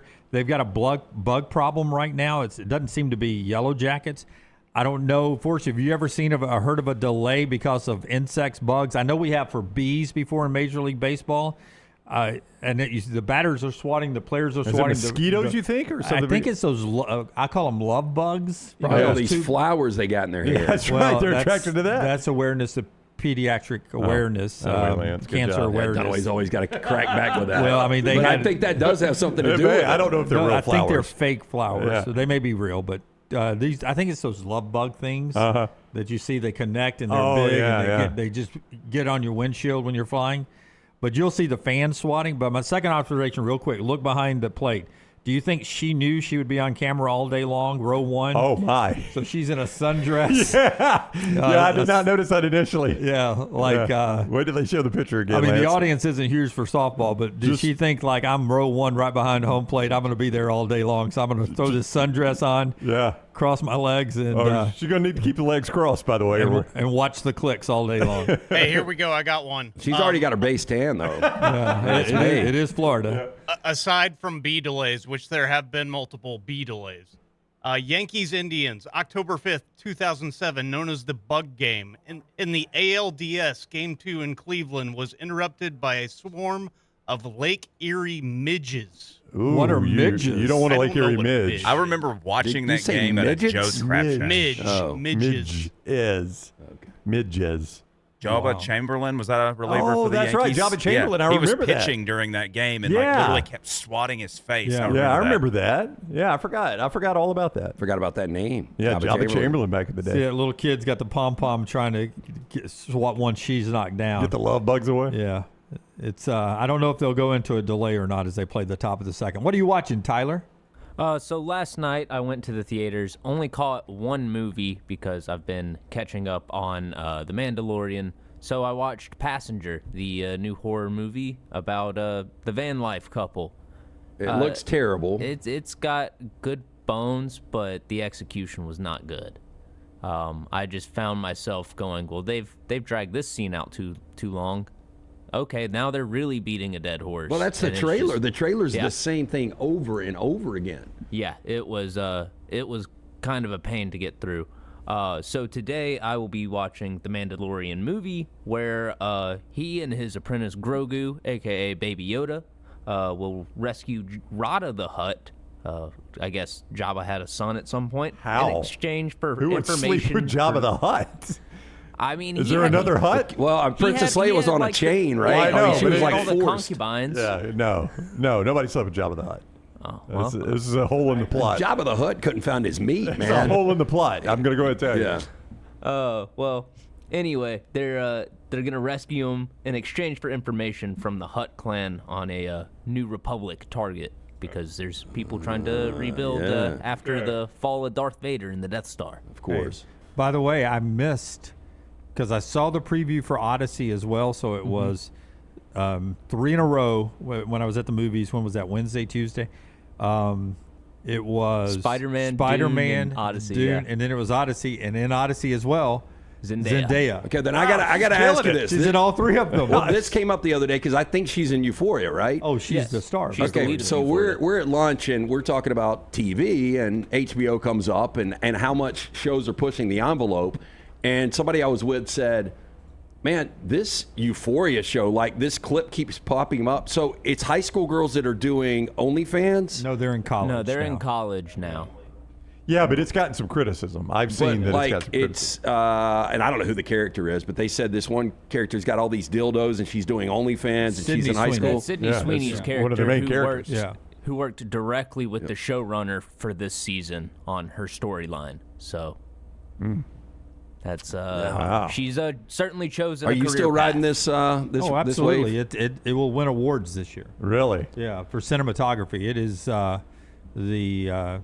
it's really, really good. Really, really good. I've been disappointed with this season, to be honest. Yeah. I think it's a lot better than it was last They season. brought OnlyFans into it. Chicken and steak. There's a new crime drama or documentary called Should I Marry or Murder on Netflix. And I was just watching it in bed the other night, and it seemed really boring. And then it takes this turn. So if you guys were married to someone that hit somebody on a bike, what would you do? No, like let me rephrase. Okay. So, dude, she's engaged to this guy. He runs over a cyclist, ends up burying the cyclist, and then he tells her this deep story. She holds on to it, and she finally goes to the law with it. Yeah. Yeah. That's tough, isn't it? You got to make the call instantly. No matter what do. happens, you got That's to right. call the police. Well, that's Yeah. what he should have done. But I'm Yeah. saying if you get put in that situation with a spouse or a fiance that they tell you after the fact, hey, I buried this guy and he's dead, what do you do Well, with it? after the fact? Oh, that's a tough. That's a one, man. tough spot. Yeah, but that's anyway, tough man, one. and it took a major turn after that. So I'm on the second episode. It seemed average until it took that turn, and then I was like, this has gotten interesting. And it was a big case in Scotland. Did you ever see the movie where Zac Efron played Ted Bundy? I did, and I almost watched it, but didn't see it. It's a very similar premise. It focuses more on his girlfriend at the time, who was sort of piecing this together, just like, well, they're looking for this guy who drives this kind of car. Sounds like my husband. Ted Yeah. drives this I am kind of running car. to the police if Huh. I think my spouse or significant other is killing people. But, you know, the cyclist after the fact was really interesting. I mean, as Dunaway said, the right thing to do is immediately call the authorities. But just kind of a tricky situation for this woman. Not sure that's my original thought. I think that's probably the common. It would be if we polled the audience. I think the audience would say initially call. Yeah. I will not take credit for that being a uniquely Dunaway No, thought. but I mean that should be like I think you're going to be. You said it first. I mean, if you literally bury the evidence, if you ever get caught, there is going to be no leniency at all. Yeah, there is no that's true. remorse. Yeah. If you call immediately, whether it was your fault or not, You might get out of it. Yeah, I think it's going to be a little more relaxed, and you might do a little time, but you're not going to do life. Yeah, they're not going to charge you with murder. Yeah, that's right. And yeah. I don't know how this thing plays out. I assume this guy will ultimately get charged with murder, but again, I'm on episode 2 of 3 episodes. All right. Well, also today we've got the official release of Tuner. I caught this a couple weeks ago at an early screening. It's about the piano tuner who finds out he's got a natural ability to crack safes because he's good at tuning pianos. It was pretty fun. It's stylish. I like the editing style in it. Overall, I think I gave it a 3.5 out of 5. I'm excited about it. I know Dustin Hoffman is part of the movie. I don't know how big the role is, but the kid that played the lead, I brought it up a couple of weeks ago when you brought it up, was in the second season of White Lotus.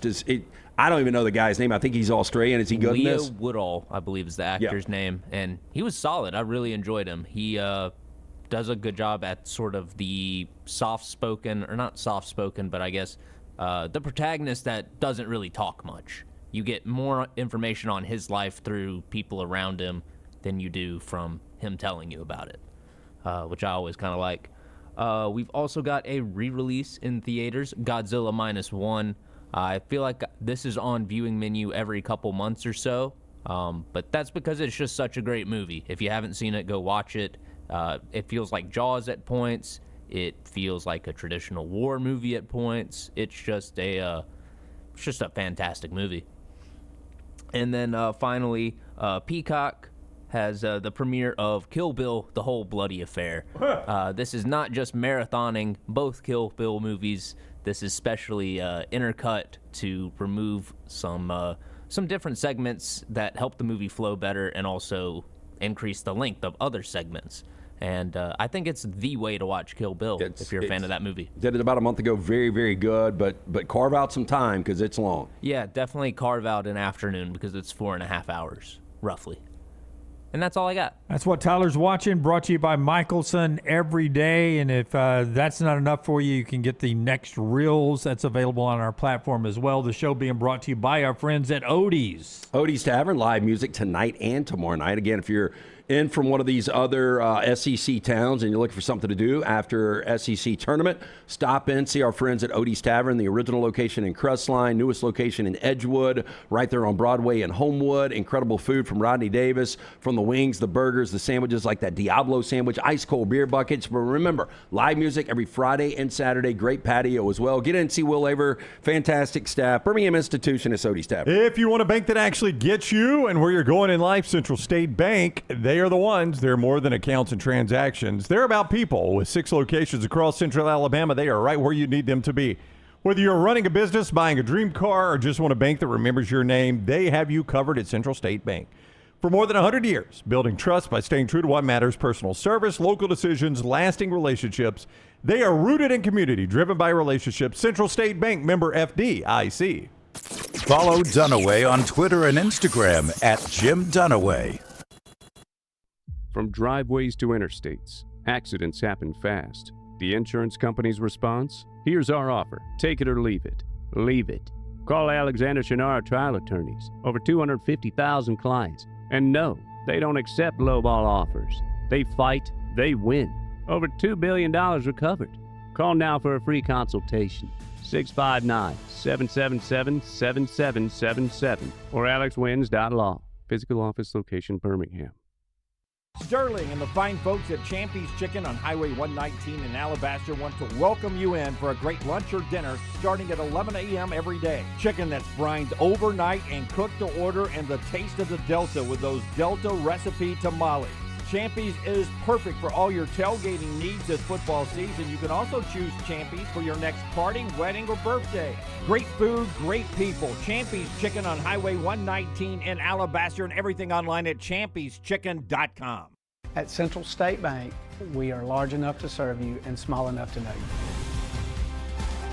Manage your money with ease, whether it's mobile banking, hassle-free checking, competitive loans, business solutions, or personalized financial advice. We're your hometown bank with big-time service. Visit us today and experience banking made simple, because at Central State Bank, you come first.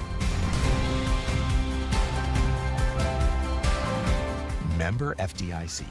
Next Round shirts, Next Round hoodies, and Next Round hats all in one place, nextround.store. Find your favorite piece of gear from your favorite show and put it in your rotation. You never know, you might be in one of our videos showing Next Round gear being worn all over the world. Find all of your favorite Next Round gear by visiting nextround.store. Place an order for you and that big Next Round fan in your life at nextround.store. Look your best at work, at school, at the stadium, or anywhere you go wearing Next Round gear from nextround.store.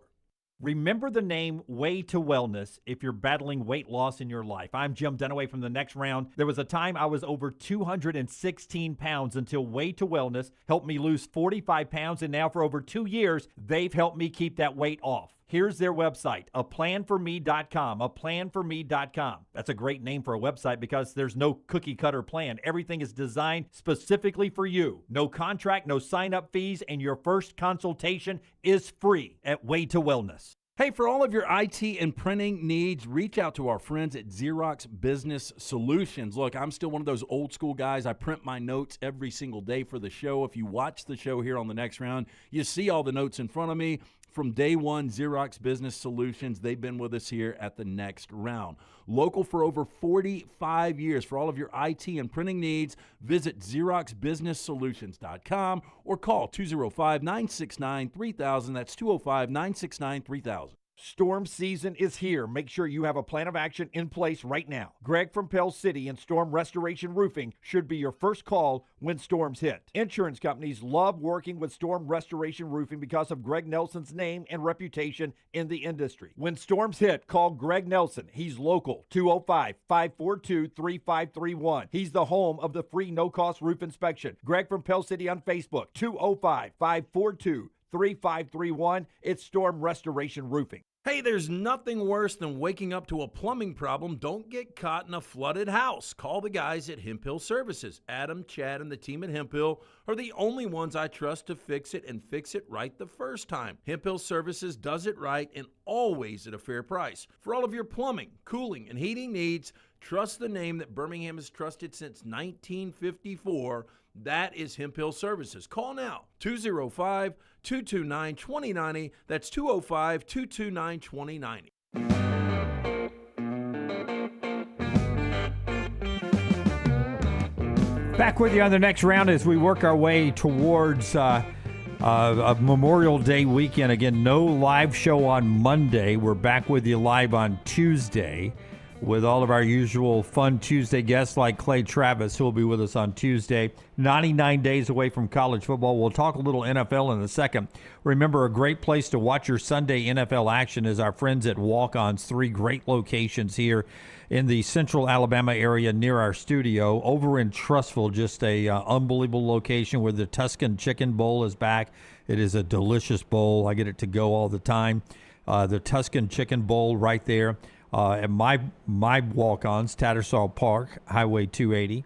And then the one out near Stadium Trace, near the Hoover Met, for those of you in town for the SEC baseball tournament the rest of the weekend. Got lunch there at 12:30 today.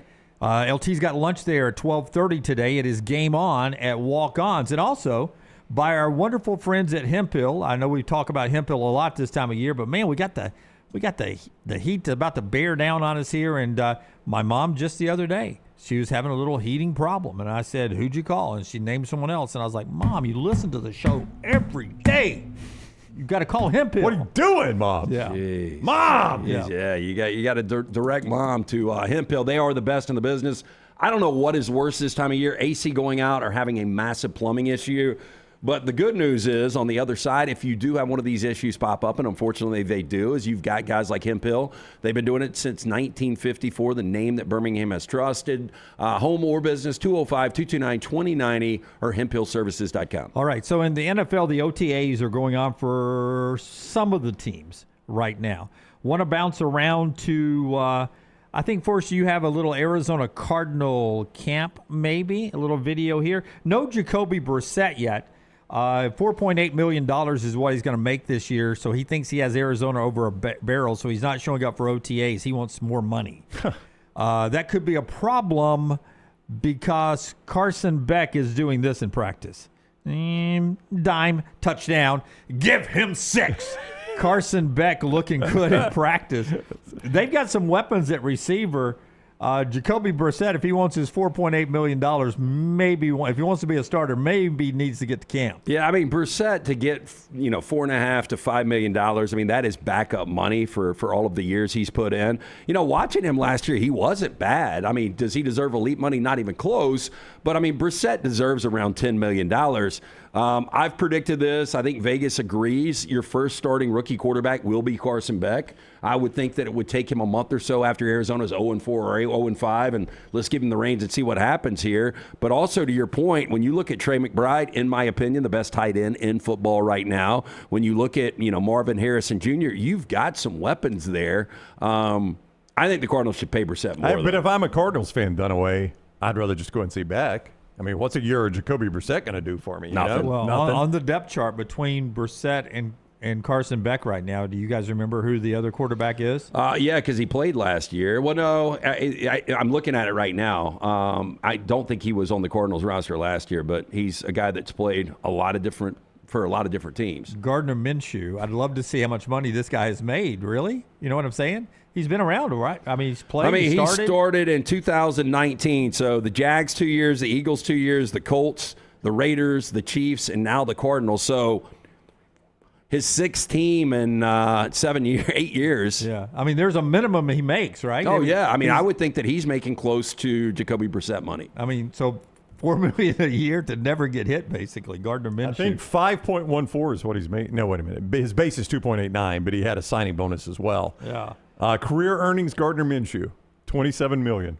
Yeah, it's fantastic, right? But it's not Chase Daniel money yet. Chase Daniel made a great career being a backup. I was going to bring up Chase Daniel or Jim Sorgi. Those guys made a ton of money, but they never played. Nope. But, the difference is Gardner Minshew, and I'm just looking at this, I think he's got – how many starts do you think he's got? Well, I mean, he got a significant amount of starts. He took Jacksonville to the playoffs. Did he start a playoff game for Jacksonville? Am I crazy? I think he's got, if this is right, 63 career starts. Wow. That's amazing. Yeah. Wow. No Super Bowl rings. Not quite. Because he's starting for a reason. For the record, Chase Daniel, 13 years, $41 million as a backup. That's a heck of a life. Hey, by the way, nice guy. Love his content of college football. Really Chase good. Daniels. And when we've met him over when we helped the SEC out in the fan zone doing the interviews, tremendously nice guy, and I started following him, and his football content is through the roof. Really regret not getting his contact information that day, Dunaway. If you guys would help me remember that in the future. I think he is. Because he's very good. Yeah, he's going to be a star as a college football analyst. Yeah. I really do. I want to track him down. I want to get him on the show because he's really good. I think I gave you one more piece of video, Forrester. It's from Titans camp, I think. Maybe it was a picture. I thought it was video. The Titans sent out of Cam Ward getting early week work in with that guy right there, Carnell Tate. Cam Ward, Carnell Tate could be a dangerous duo in Nashville. Yeah, look, they needed to get him a weapon. I mean, if you look last year, I don't think he had one receiver that cracked 500 yards. They just didn't have playmakers. I think this is, and here's one of those where 2 or 3 years from now, if anybody remembers this segment, they may laugh at me. I'm used to it. I think this is a franchise on the ascent. I think a second crack at it for Robert Saleh. He'll be better than he was with the Jets. The Jets are just such a bad organization. I like Cam Ward. Carnell Tate's a good piece. I think this is a franchise on the ascent. Yeah, right they now. still need to add a lot more. Oh, they do. No, They I do. do. I'm I not agree saying with you. it. I think that they're going to be much better than they were last year, but I think they're probably 2 or 3 years away from really competing to win the South, maybe get to the postseason. Maybe not that long. The NFL, you can turn it around in a year. I just don't think this is the year, but I do think Cam Ward is much better this year. You're saying it could time out perfectly to the Super Bowl being Bingo. in Nashville. Good. Yeah, I mean, that was kind of my point I was getting at is by the time that Super Bowl rolls around, I think the Titans will be a Super Bowl contending franchise. Yeah. Their division is Colts, Texans, Jaguars. Yep. Is that right? Yep. And Cam Ward will be in year 6 going into that Super Bowl year. I mean, this all depends on how good you think Cam Ward's going to be. I think he's Obviously, gonna be and really I think good. he's going to be good. Yep. Yeah. And I like Robert Saleh. I just think it was a bad situation with the Jets. This guy I think he's a good football coach, Robert Saleh is. Now, after the passing of the Colts owner, the family takes over. How good of an organization? The Colts have been really good. Can they stay a good organization? The Jaguars are up and down, and D'Amico Ryans have the Texans steady right now. Yeah. And I wonder, it's a sneakily tough division year in and year out. Yeah. Calvin Ridley, what type of factor will he be? He got traded mid-season last year, but I assume Tate will be the number one automatically, but Ridley, can be a really good complimentary too. A couple other notes, no video, so don't panic, Forrester. But Falcons count, panic if you want. ACL injury for Michael Penix, so he's not really doing a whole lot, doing some 7-on-7 work at the OTAs. Meanwhile, Tua Tagovailoa 100% healthy and looking great in camp. Of course. Can Penix lose this job because of the ACL injury and Tua's the number 2, or with a new coaching staff, is it clean slate? And the new coaching staff has no problem naming Tua number 1. You know, much like Robert Saleh getting that second opportunity, I think your former quarterback is going to thrive if he can stay healthy. When you look at the weapons, he's got arguably the best running back in all of football in Bijan. You look at Drake London is one of the top 5 to 7 wide receivers. Kyle Pitts is just kind of untapped because he hadn't had good quarterback play. To me, Penix was average at best last year.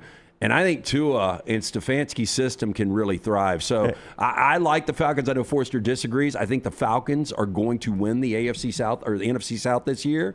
And I think a lot of it's going to be because of Tua. Do you know who likes this who looks at this quarterback situation Dunaway and is like, I can live with this? Kevin Stefanski. You know the quarterback situations this guy has been in the last 2 or 3 years? Penix and Tua is the best situation he's had since Deshaun Watson started getting massages. And salary cap quarterback situation. I mean, you got Tua on the cheap. Yeah, I mean, the Dolphins are still paying that. When has Stefanski had this good of a quarterback situation? Now, I'm not saying it's a great QB situation. No, when they signed Deshaun Watson. Yeah, and that has gone horribly. So Stefanski has not had this good of a situation in quite a while. Cleveland, Todd Monken's the coach there now. We're still rotating through the OTAs of Deshaun Watson, Dylan Gabriel, Shadur Sanders, and Taylon Green now adding to the mix there. In Las Vegas, Fernando Mendoza is, quote, as advertised, says Clint Kubiak. Well, as advertised, is the number 1 overall pick. Yeah, so he's won great. a national championship, won a Heisman Trophy. So if you are, it's going to be really interesting because there's not a lot of expectation for Clint in year 1 coming over from Seattle. I mean, you kind of know what you're getting in Cousins, and you want these guys to learn a little bit, and that offensive line was awful last year. It's got to be a little bit better. But if Mendoza's playing better than Cousins, do you start him week 1? I do. I go for the future. I mean, Kirk Cousins, that's a good quality veteran backup. I'm playing for the future. Can you run through those Browns quarterbacks again? Deshaun Watson, Dylan Gabriel, Shadur Sanders, and now Taylon Green. I saw Todd Monken post-practice, and somebody asked him how it went. He goes, we were throwing interceptions in 7-on-7. He goes, there's not even a pass rush. How are we throwing interceptions in 7-on-7? Yeah, I'll make I don't think it's a bold prediction. I think all 4 of those guys, including Taylon Green, will start a game next year. Oh, my gosh. All 4 of them. Yep. Taylon Green is going to get NFL starts at quarterback? We will do, speaking of bold predictions, some buy and sell on the Big 12 conference after doing the SEC and the Big 10 already this week. We'll jump into the Big 12 in our next segment. We'll talk about Lane Kiffin. And something else he said on Pardon My Take. And we'll get to another Big Ten coach who's for 24 teams. And Brett Bielema, who says, why not 32? Why stop at 24? Why not 32? All that's still to come in the final hour of the show that is being brought to you by our friends at Gutter Cap. Cap it, don't snap it. Again, a lot of rain in the area this weekend. You need to make sure the gutters are clean and free-flowing. The answer is Gutter Cap. It's a patent aluminum cover system. It will fit over most existing gutters. It will keep all the debris out. Only rainwater will be allowed through. It's a dirty, dangerous job. If you've cleaned the gutters before, you know what a pain in the ass it is. You don't want to get on the roof. You slip, you fall, snap the neck, and die. No good to the wife or kids. Cap it, don't snap it. 205-823-2212 or guttercapbirmingham.com. Follow LT on Twitter at @TheLanceTaylor. Hop in. Injured in an Uber or Lyft? Here's the problem. Was it the driver's fault? The other car? The app company? Good luck figuring that out while you're trying to heal. Alexander Shinar Trial Attorneys, they've got a guy for rideshare accidents. And here's the best part. They don't get paid unless you do. You heal. They fight. One call, 659-777-7777. Or visit alexwins.law. Alexander Shinar Trial Attorneys. Because rideshare accidents need an experienced team. Physical offices, Birmingham. Sterling and the fine folks at Champy's Chicken on Highway 119 in Alabaster want to welcome you in for a great lunch or dinner starting at 11 a.m. every day. Chicken that's brined overnight and cooked to order, and the taste of the Delta with those Delta recipe tamales.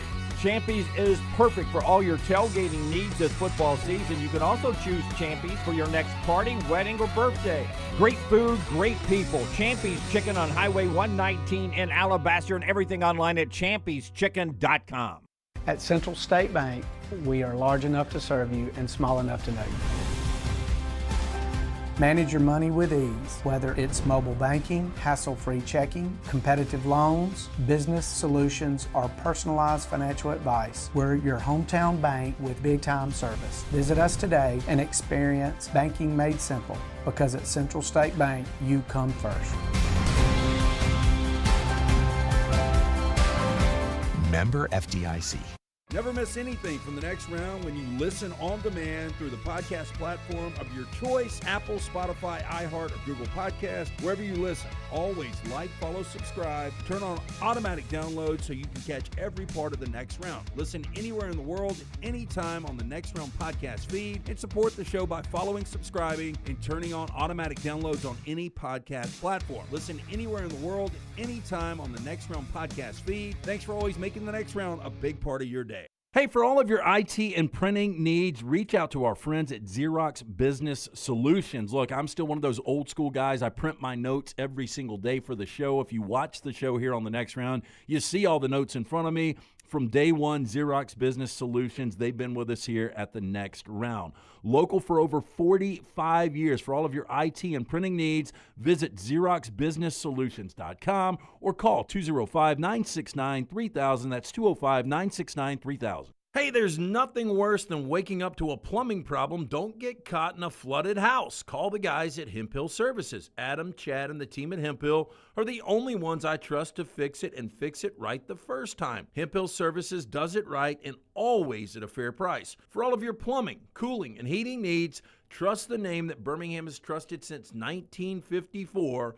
That is Hemp Hill Services. Call now, 205-229-2090. That's 205-229-2090. Stop by the New York Butcher Shop and pick up the finest in certified Angus prime beef steaks and burgers, premium pork chops, ribs, and all-natural chicken cut to order just for you.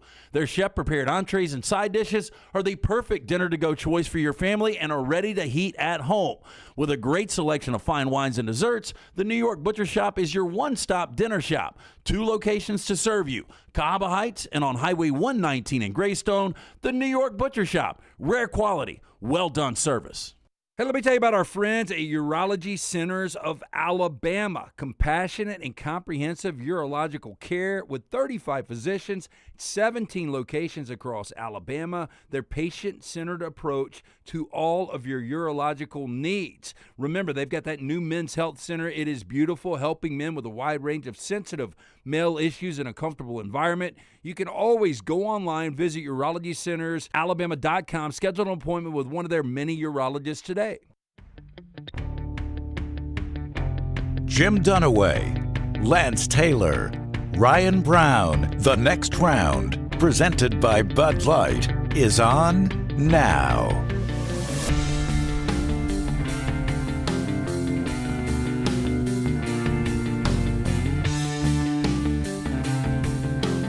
All right, final hour of the show brought to you by our friends at Champy's World Famous Fried Chicken, champyschicken.com.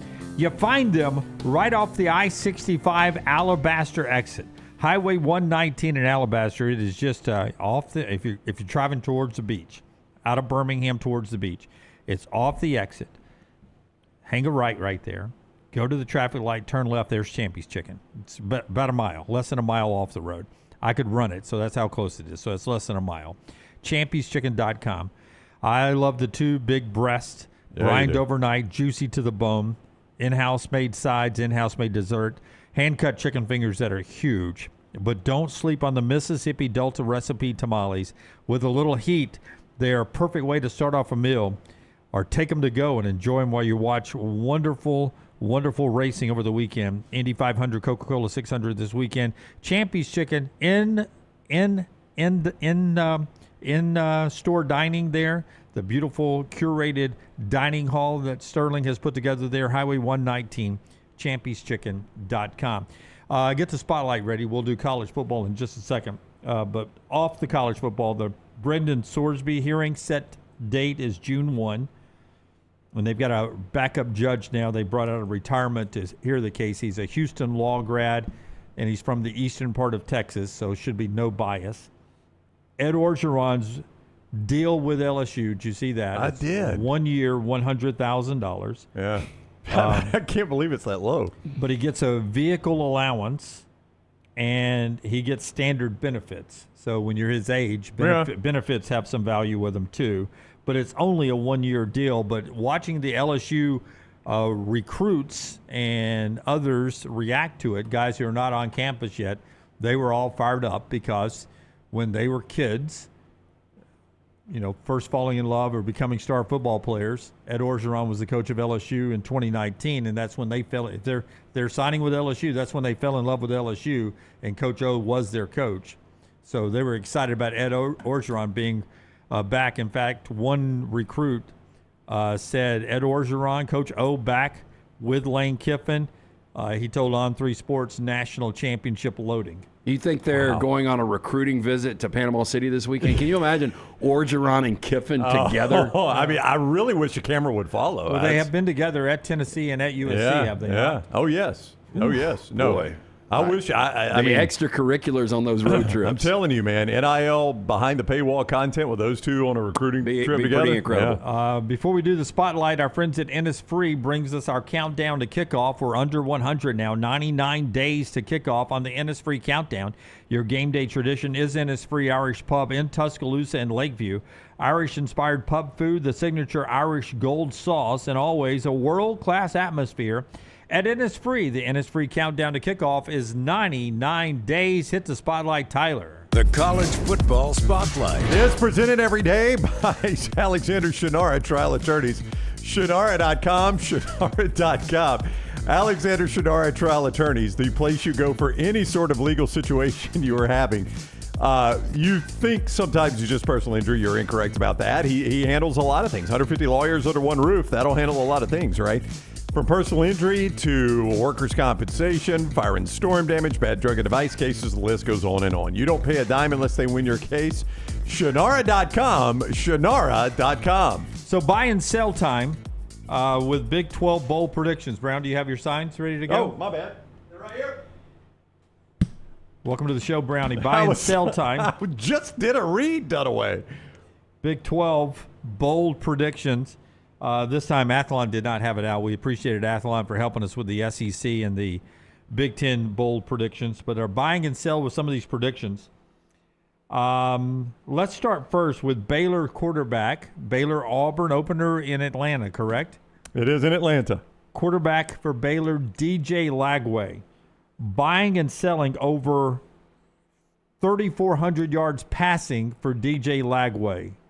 Man, Sawyer Robertson had a ton last year. I grabbed sell. Oh boy! I don't believe in Lagway. Yeah, and let me give you some numbers from last year. Sawyer Robertson 3,600. What was the Lagway number you gave? 34. Okay, he's going to go and sell. Yeah, Hoover was 3,400. Fafita was 3,200. Yeah, I could have sworn Sawyer Robertson was over 4,000. But anyway, with that said, he's not going to have as many as Sawyer Robertson. Better quarterback in my opinion. Lagway did not live up to the hype last year at Florida, and I don't know how much hype there is in Waco this year. I like Lagway. I do. I like Lagway, and I like this move for him to Baylor, but I don't know that he's going to reach that number 3,400. Only two quarterbacks did it in the conference last year. One has graduated. The other is starting at Indiana. So I don't think Lagway is going to reach that number. And the one that graduated, though, was for the system and the quarterback that's playing. Yeah, that is one check in his box, yes. Okay, so when we have who's the OC there at Baylor? We had him on the show once. Grimes? Yeah. Jeff Grimes. When we have Jeff Grimes back on, make sure you guys realize that it was quarterback-driven, not system-driven. Okay, gotcha. I went 200 yards less than the 3,600. But I thought Sawyer Robertson was really good last year, and it was a very average Baylor team, and I just didn't see a lot from Lagway last year. Yeah, a different location. Maybe that's why DJ wanted to go to a new location for a different offense and maybe better playmakers. We'll see around him. On the other side of that, buy or sell, Drew Mestemaker leads the Big 12 in passing when the season is done from Oklahoma State. Buy. That's a quick buy for me. Here's why, Lance. He's going to be in a good system. He's going to be playing with a lot of guys he played with. A lot of those North Texas kids followed him up there. Did. And they're going to be behind every game. Every single game they're going to be behind. And he is going to have to throw all the time playing from behind. I'll go by. I think he leads the Big 12 in passing. Yeah, I think this is easy. He led the nation in passing last year. So I know it was in North Texas against different, I guess like opponents for North Texas. But, I think Eric Morris is going to let him, spray it all over the board. I think they'll win some shootouts. I think they're going to be much better. I don't disagree. They'll be behind a lot, but I do think it's going to be improved product, and I think he is a future NFL quarterback. Yeah, 4,379 yards, led the nation in 312 per game. By the way, second in the nation, Sawyer Robertson, back to your first question. So that was 1 and 2. Forrester may have a schedule or two for us here. Iowa State misses a bowl game. Iowa State misses a bowl game. Hold it up for both I of haven't us. even seen I don't even the have schedule. to look. Don't even have to look. But with Matt Campbell and Rocco Beck leaving and the majority of that roster, I don't know how they've replaced it. Very difficult place to recruit to. We talked about the incredible job that Matt Campbell did there in his tenure. They're going to be dogs in Iowa City. They'll be dog at home against Utah, dog at BYU 3, dog at Arizona 4, dog at Baylor 5, dog against Cincinnati probably at home 6, at UCF 7, and maybe Kansas State 8. Yeah, they're not making a bowl game. Yeah, it's not a really difficult schedule, but I think they're going to be underdogs in all those games. Yeah, I'm with Lance. They'll get a win over Southeast and Bowling Green. Boy, once they get in conference play, I just don't see them finding 4 more wins. What? Oh, I thought you laughed. No, I thought you laughed. Okay, go ahead. Colin Klein at Kansas State wins at least 8 games in his first year. Colin Klein wins 8 games. Forrester has that schedule for us as well. Nichols, Washington State, and Tulane out of conference should get him to 3 wins. So now I got to find, what do I need, 6 games? I got to find 3 more wins here? No, he's trying to win 8 games. Oh, I got to find 5 more wins, Jim. Yeah, I think he'll unlock Avery Johnson. Avery Johnson has been a disappointment. Yeah, that's Purple Corvette and all, but I think Colin Klein will unlock him. Well, that's what I was going to first bring up is that Avery Johnson is back for what seems like his 7th year. Let me see. I think it's actually only his 4th full year. It is his 4th full year. I didn't even really play in 23 and was a starting quarterback in 24 and 25, but it is his 4th year back in Manhattan. Who did he replace? He came in, there was a quarterback that was... Oh, it was supposed to be their stud recruit, and he replaced him and never gave the job up, but I cannot remember the kid's name. Well, I remember that right. Stud recruit was Avery Johnson. No, but I thought they had another one, and he replaced came in. the veteran because of an injury, and then the veteran went on somewhere else. Okay. Well, here, listen, they got to find 5 wins in this group. If they're 3-0 non-conference, they got to five wins at It's the kid that won the national championship at Ohio State. That's who Avery Johnson. Yeah, Will Howard. Will Howard. Yeah. They pushed Howard out. Yeah. For but Avery again, Johnson. back to Fuhrman, and I thought Will Howard was great down the stretch in the postseason of first 12-team playoff. But back to Fuhrman's point, he doesn't like saying, I like saying a lot more than Fuhrman does, but he's like, I believe it's system. I think there was a little bit of that with Howard. But, for at that point, oh, my God, why? Chris Kleiman saying, you know what, we don't need you anymore. We're going to bring the new kid in. That was a bold move. That really was. Yeah. I think they are 3-0 out of conference. I know they got Tulane, but Tulane's going through a transition. Yeah, I think you ought to win that one. But now you got to find 5 wins in this group. At Cincinnati, host Houston, host Kansas, at Arizona State, at Colorado, host Oak State, at TCU, host Arizona, at Iowa State. That's a lot to ask to find 5 wins there. Well, I think Arizona State, TCU, and Houston are all going to be pretty good, but like the other games are all swing games. I don't know if they get to 8. Colorado, Oklahoma State, Iowa State. The way you guys were talking, there's 4 more right there. Yeah, I'll say 7 or 8 wins. Yeah, I could see that. And that's why we go 8 on Kansas State. So are you buying or selling 8? I'm going to sell it. I'm going to sell it. 3. I'm going to sell it. Colin Klein's first year. 4, I'm going to sell it. 5, 6. I'm going to sell just because I think 8 is kind of the ceiling. Okay. Yep. Okay, so there's sell. But I think they could get to 8. Same vein, Brown. 8 is the number again. Rich Rod gets to 8 at West Virginia in his 2nd year now. Rich Rod at West Virginia. Here's the schedule. Coastal Carolina, UT Martin. Then there's Virginia, Oklahoma State, Iowa State, Arizona, Cincinnati, TCU, Texas Tech, Kansas, Houston, Utah. Man, they got a brutal schedule for a Big 12 because you got Virginia out of conference. I don't think they're as good as Virginia right now. That's a neutral site, by the way, Bank of America Stadium in Charlotte. Yeah, and then you're going to be underdogs at TCU, at Texas Tech, probably against Houston, and at Utah. They avoid BYU, though. Yeah, zero shot they get to 8 wins, in my opinion. Yeah, I'm with Lance. I don't think they'll get to 8. Selling that, both of those there. More buy and sell brought to you by our friends at Champy's this hour. They bring you every hour. Champy's Chicken, Highway 119 in Alabaster. Stop off and see Sterling and the crew as we get ready for football season. In 99 days, 106 days to the main first Saturday, but week 0 in 99 days, you can enjoy great tailgating or watching the games at home with our friends at Champy's. Champy's Chicken. Mekhi Hughes gets back to his old self and goes over 1,000 yards rushing this year. So I had a incredible prediction for a lot of people on our bold predictions that Fernando Mendoza would lead the Big Ten in passing and also be the first team all Big Ten quarterback, but also said Mekhi Hughes at Oregon would lead the nation in rushing. How'd that go? Didn't even play. Yeah. Man, he is such a talented guy, but got in the doghouse last year of Dan Lanning, never got out. I would not be surprised here, but I'm going to take the field. You're gonna sell not $100,000, not 1,000 yards rushing for Mekhi Hughes, who's back with his old coach now at Houston. Yeah, I guess I'll sell as well. I'm like Lance. I mean, you thought last year in that Oregon system would be so good. I don't know why I would believe it at Houston now. I'll take him over 1,000 yards rushing, back with his old coach Willie Fritz, in his old offense. And just for the Houston team that's supposed to be pretty good. Yeah, for the record, Dean Connors led them in rushing last year with 977 yards. And Dean Connors now a white running back. I got to point that out. Okay. Apparently on the Rams practice squad. How about Did that? not know that. Oh. Buy or sell. This is Deion Sanders' last season coaching at Colorado. I'll buy that. You want to buy it too? I'm going to continue to buy because one of these days is going to be his last year. If we keep saying it. Deion is a guy that hates losing, absolutely hates losing, and I don't think there's anything to do in Boulder but lose. He's done an incredible job there based on circumstances and degree of difficulty, but and the health.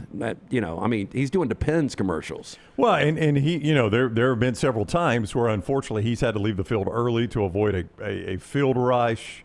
He's had a tough time getting around on the sideline. So I do unfortunately think health will play a factor in this for him. Yeah, and I think he wants to be involved, in football, definitely. Like he misses that competitiveness. But, again, if you're going to lose a bunch of games in Colorado, it just doesn't fit his demeanor. I'll tell you, Jim, where, week 1, it could feel really that first Thursday night when they're at Georgia Tech, that could be a bad trip for him. But then Saturday, October 3rd, they play Texas Tech. And if Tech is that good, if they're that much better than everyone else, that could be where it's like, okay, this is starting to go downhill. Well, he's going to lose Tech. I think Utah. they lose at Northwestern, at Baylor, Texas Tech, Utah. That's a lot of losses. Kansas State, Arizona State, Houston. Yeah, I think we say this every year with Deion. I know. And last year kind of was the disaster. 1-8 in conference and 3-9 overall. I think it's more like that this year, and I think he gets sick of the losing, and I think he's out.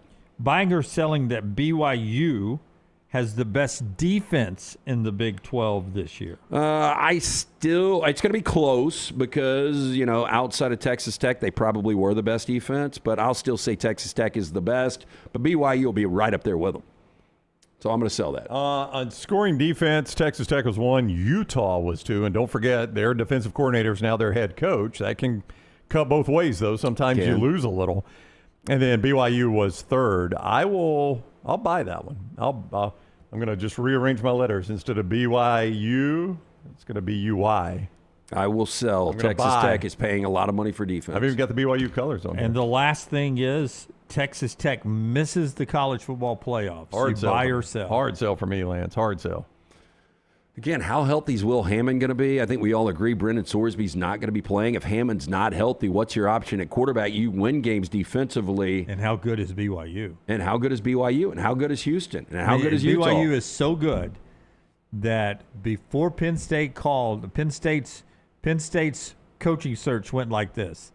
It was Kurt Signetti. Quick no. It was Kalen DeBoer. No. The third person they called was Kalani Sitake. And he thought about it and stayed at BYU. Then they got to Matt Campbell. I think Satake is a really, really good coach. But you look at what they did to BYU. I mean, the games weren't even close last year. Played them twice, played them in the regular season. They win that game 29-7. Then they play them again in the conference championship 34-7. BYU was able to muster 2 touchdowns in 2 games against that defense. So Bear Bachmeier in his true sophomore year will be better. I think BYU's defense will be really good, but I just don't think it matches Texas Tech. So I'm going to take Texas Tech back in the college football Good playoff. news for Texas Tech is, or good news for BYU is they don't only have to play Texas Tech the one time. They don't play them in the regular season. So that's good news for them. Is to win the conference championship, you'll get that one crack at them in the conference championship game. We get to our 4 downs every day on the show. Before we do that, though, LT, tell us about our friends at Odie's. Odie's Tavern, again, live music every Friday and Saturday night. Stop in, see Will Haver and that great staff. It's a Birmingham institution. Also, enjoy the incredible food there that Rodney Davis has been doing for almost 4 decades now. The award-winning wings, delicious burgers, fantastic sandwiches like that Diablo sandwich, ice-cold beer buckets full of the Bud Light. Make it an Odie's weekend, either location, the newest right there in Edgewood, also the original in Crestline. And 4 downs presented each day by Central Alabama Asphalt and Construction. You're riding the roads of Alabama going to the beach. You're going to encounter some road construction many times when it's those big state, federal, and municipal roadway projects. You're seeing our friends from Central Alabama Asphalt do those jobs. Now, you would say, all right, they got all those big contracts. They don't have time for me. I need a parking pad at my house or a driveway, or I got a community center that needs a parking lot. No, sirree. They have got an entire division focused on those smaller jobs. Same crews, same quality, same no-excuse standards, no matter the size. From highways to neighborhoods, Central Asphalt can get you that estimate. 205-349-0910, 205-349-0910, or centralalabamaasphalt.com. First down. So, no disrespect to Sir Arthur Conan Doyle. His birthday today, Julian Edelman's birthday today, Tommy Reese's birthday today. I'm doing something completely different on 4 downs. I am going to give you guys some stats that I came across this morning that will blow you away. All right. First down. Now, this was from 5 historical facts that will mess with your perception of time. I'm going to do 4 of these for you. The first one, Cleopatra lived closer to the iPhone than the pyramids. Yeah, I think we don't have a grasp for how old Egypt actually is. Okay. And how long the Egyptian culture has been kicking. Let me try to put it in perspective. I think was Cleopatra and the 13 colonies going on at the same time, like 1700? Not quite. Okay, no. Cleopatra ruled Egypt in 30 BC. 30 BC. 30 BC. Okay. Only about 1,700 years All right. before. So the pyramids, real quick, were already. I know. How about this? Pyramids were already. So the Liberty Bell wasn't cracked yet. Not quite yet, no. Okay. Pyramids were already 2,400 years old at that point. Wow. The iPhone would appear about 2,000 years later. Wow. That's an incredible number. All right. Yeah, we have a difficult time wrapping our arms around how long Egyptian culture has been kicking. Because for us, we've been a country now for 250 years. We're going to celebrate that this summer. Seems like Some forever. of us have already celebrated. Yeah, it's going to seem like forever. I've never seen it in person with the naked eye, but I find it hard to believe that is a man-made structure. What, the pyramids? Pyramids? Yeah. Oh, there's no consensus I on. personally don't believe it is. I mean, it seems impossible. There's no consensus really on how long they've been there Yeah. and who built them. Well, as like a recent, modern-day architect, has he ever said how long it would take to build them right now if you had to replicate it? Let's see if I can find that real quick. A long time. Long is the answer. Go on and hit second down, though. Especially if you're doing it by hand. Second down. Well, there's a belief they weren't, Jim, that they were far more advanced than we have given them credit for. So, I mean, it's like I say, there's no consensus on that. Let me roll through this real quick. It's only 2 sentences before you guys chime in. Okay, sorry. No, all good. Oxford University existed before the Aztec Empire. So classes began at Oxford around 1096. The Aztec Empire wasn't founded until 1428, nearly 332 years after Oxford University opened the doors. Again, because our culture is only 250 years old, it makes us not realize how long some of these other cultures have been around. So when I say I'm part of the class of 96, there are 8 other generations or 8 other centuries of people that say they were part of the class of 96. You'll need to be more specific. The sir. original one? No, 1996. So I found this. Google says that if this is sourced from r/Ask Science Discussion and 2 other sources. If you were to do a 1-to-1 scale replica of the Great Pyramid of Giza using the original cut stone methods, it would take an estimated 5 to 10 years and cost hundreds of millions of dollars. And you have technologically advanced tools to do that. And with so now. it says if you used cranes and helicopters, you could crunch that time frame to 2 years. Yeah. Yeah. So we did this in 2450 BC. Yeah. As we do often, we interrupt what we were talking about to bring us something else we were talking about. Yeah. So let's don't squash him. Let's get back to the 1096 thing. But finish this thought now. So you guys are continuing to go the alien route, is what you guys. I don't know. No. I don't know who the hell built them. I just find it hard to believe that in 2450 well, if BC, the Egyptians didn't build them, who are you saying? No, I'm not saying the Egyptians did not. I am saying there is at least evidence that they were far more advanced in their technology and tools than we originally thought. I mean, there are some precision cuts there. And some of the paintings I look at, the renderings, the drawings. Obviously, we didn't have a still photographer. Yeah. It looks at times like they're rolling the blocks using slave labor.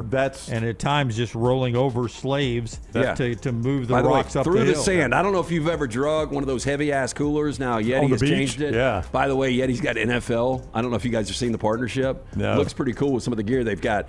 But back in the day when you would drag that heavy ass cooler with a couple of cases of beer, and it would take forever. So you're going to drag these big ass blocks 4,000 years ago across the sand? No, it's also, I think the stone used for the pyramids, it was found to be originated from a quarry several miles away. In some cases more than several. Okay. In some cases a very long way away. I wouldn't want to walk a mile with a brick. I know. Okay. So, and then Jim, the precision of the cuts that is consistent.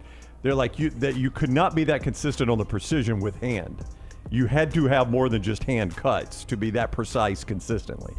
So, I mean, I'm not saying aliens did it by any stretch of the imagination. I am saying I think we at least need to open our minds to the fact that it wasn't just slaves dragging it over slaves and they got lucky enough to have that type of precision. Yeah. There was some technology that went into it. And I don't know why aliens would have built those structures. I have no idea. I'm just saying I find it hard to believe 4,000 years ago that was done by man. All right. Okay, but again, if you're saying done by man, but then who? Well, then it's aliens. Or time well, travelers. the other theory is that we seem to call anybody that's or it done could with be the technology. Could be the time traveler. It You're might be saying- easy to build a pyramid in 5,000 years from now. You're saying the Egyptians are the time travelers? No, I'm saying that a lot of people believe that the Egyptians were visited and used alien technology to build the pyramids. Let me just say, sound and vibrations and Egyptian culture was wild. I mean, their culture was and it spans thousands of years too. So there were a lot of changes, but they had a wild culture. Egyptians. Well, the most logical is they found a genie lamp, rubbed it, and they were like, "Hey, we want some pyramids." Give us and the three. genie gave it. Three guesses. Three. You get 3 wishes. I want a pyramid. 3. Yeah. Speaking of 3. Third down. How about this one? Harvard University existed before Newton's laws of motion. Harvard was founded in 1636. Newton published his laws in 1687. College graduated students decades before modern physics were even born.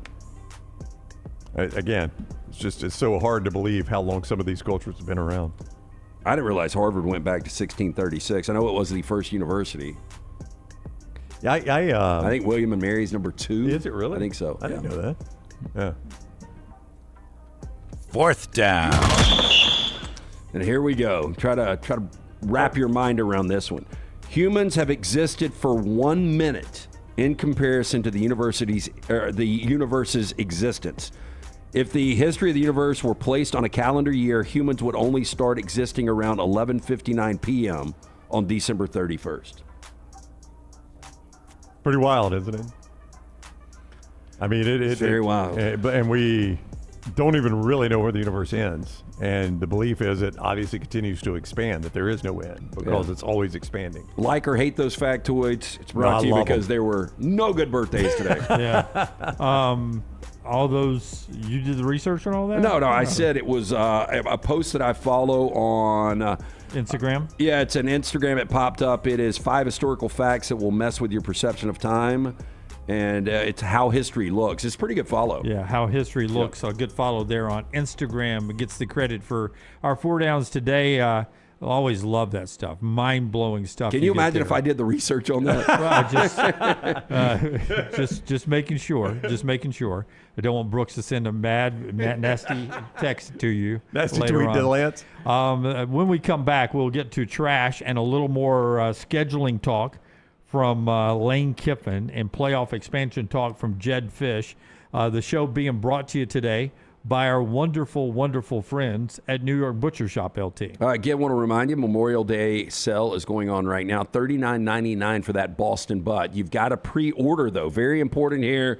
Got to pick this thing up tomorrow from Jim and the great staff of Butchers. 205, the original location, Caba Heights. Here's that number, 205-970-7300, Greystone. 205-703-8825, $39.99. Hickory smoked, fully cooked. Order yours today. The Memorial Boston Butt Sale. Not only that, they've got the great burgers, hot dogs, steaks, ribs, chicken, pork, whatever you need for your Memorial Day cookout. Stop in, see Jim and that great staff. 2 locations, rare quality, well done service. It's the New York Butcher Shop. Follow Scott Forrester on Twitter at Scott Forrester TV.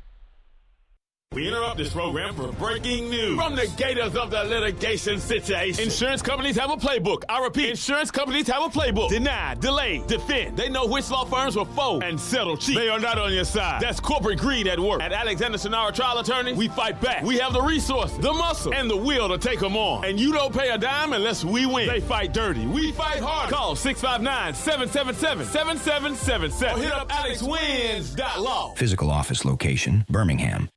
Sterling and the fine folks at Champy's Chicken on Highway 119 in Alabaster want to welcome you in for a great lunch or dinner starting at 11 a.m. every day. Chicken that's brined overnight and cooked to order, and the taste of the Delta with those Delta recipe tamales. Champy's is perfect for all your tailgating needs this football season. You can also choose Champy's for your next party, wedding, or birthday. Great food, great people. Champy's Chicken on Highway 119 in Alabaster, and everything online at champyschicken.com. At Central State Bank, we are large enough to serve you and small enough to know you. Manage your money with ease, whether it's mobile banking, hassle-free checking, competitive loans, business solutions, or personalized financial advice. We're your hometown bank with big-time service. Visit us today and experience banking made simple, because at Central State Bank, you come first. Member FDIC. Next Round shirts, Next Round hoodies, and Next Round hats are all in one place. NextRound.store. Find your favorite piece of gear from your favorite show and put it in your rotation. You never know. You might be in one of our videos showing Next Round gear being worn all over the world. Find all your favorite Next Round gear by visiting NextRound.store. Place an order for you and that big Next Round fan in your life at NextRound.store. Look your best at work, at school, at the stadium, or anywhere you go wearing Next Round gear from NextRound.store.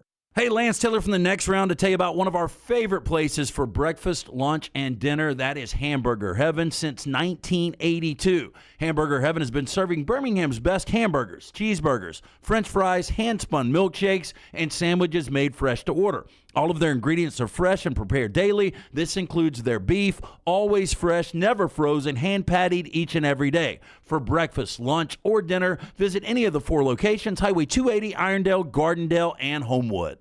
Remember the name Way to Wellness if you're battling weight loss in your life. I'm Jim Dunaway from the Next Round. There was a time I was over 216 pounds until Way to Wellness helped me lose 45 pounds, and now for over 2 years, they've helped me keep that weight off. Here's their website, aplanforme.com, aplanforme.com. That's a great name for a website because there's no cookie-cutter plan. Everything is designed specifically for you. No contract, no sign-up fees, and your first consultation Stop by the New York Butcher Shop and pick up the finest in Wellness. certified Angus prime beef steaks and burgers, premium pork chops, ribs, and all-natural chicken cut to order just for you. Their chef-prepared entrees and side dishes are the perfect dinner-to-go choice for your family and are ready to heat at home. With a great selection of fine wines and desserts, the New York Butcher Shop is your one-stop dinner shop. 2 locations to serve you, Cahaba Heights and on Highway 119 in Greystone. The New York Butcher Shop, rare quality, well-done service. Hey, there's nothing worse than waking up to a plumbing problem. Don't get caught in a flooded house. Call the guys at Hemp Hill Services. Adam, Chad, and the team at Hemp Hill are the only ones I trust to fix it and fix it right the first time. Hemp Hill Services does it right and always at a fair price. For all of your plumbing, cooling, and heating needs, trust the name that Birmingham has trusted since 1954. That is Hemp Hill Services. Call now, 205-229-2090. That's 205-229-2090.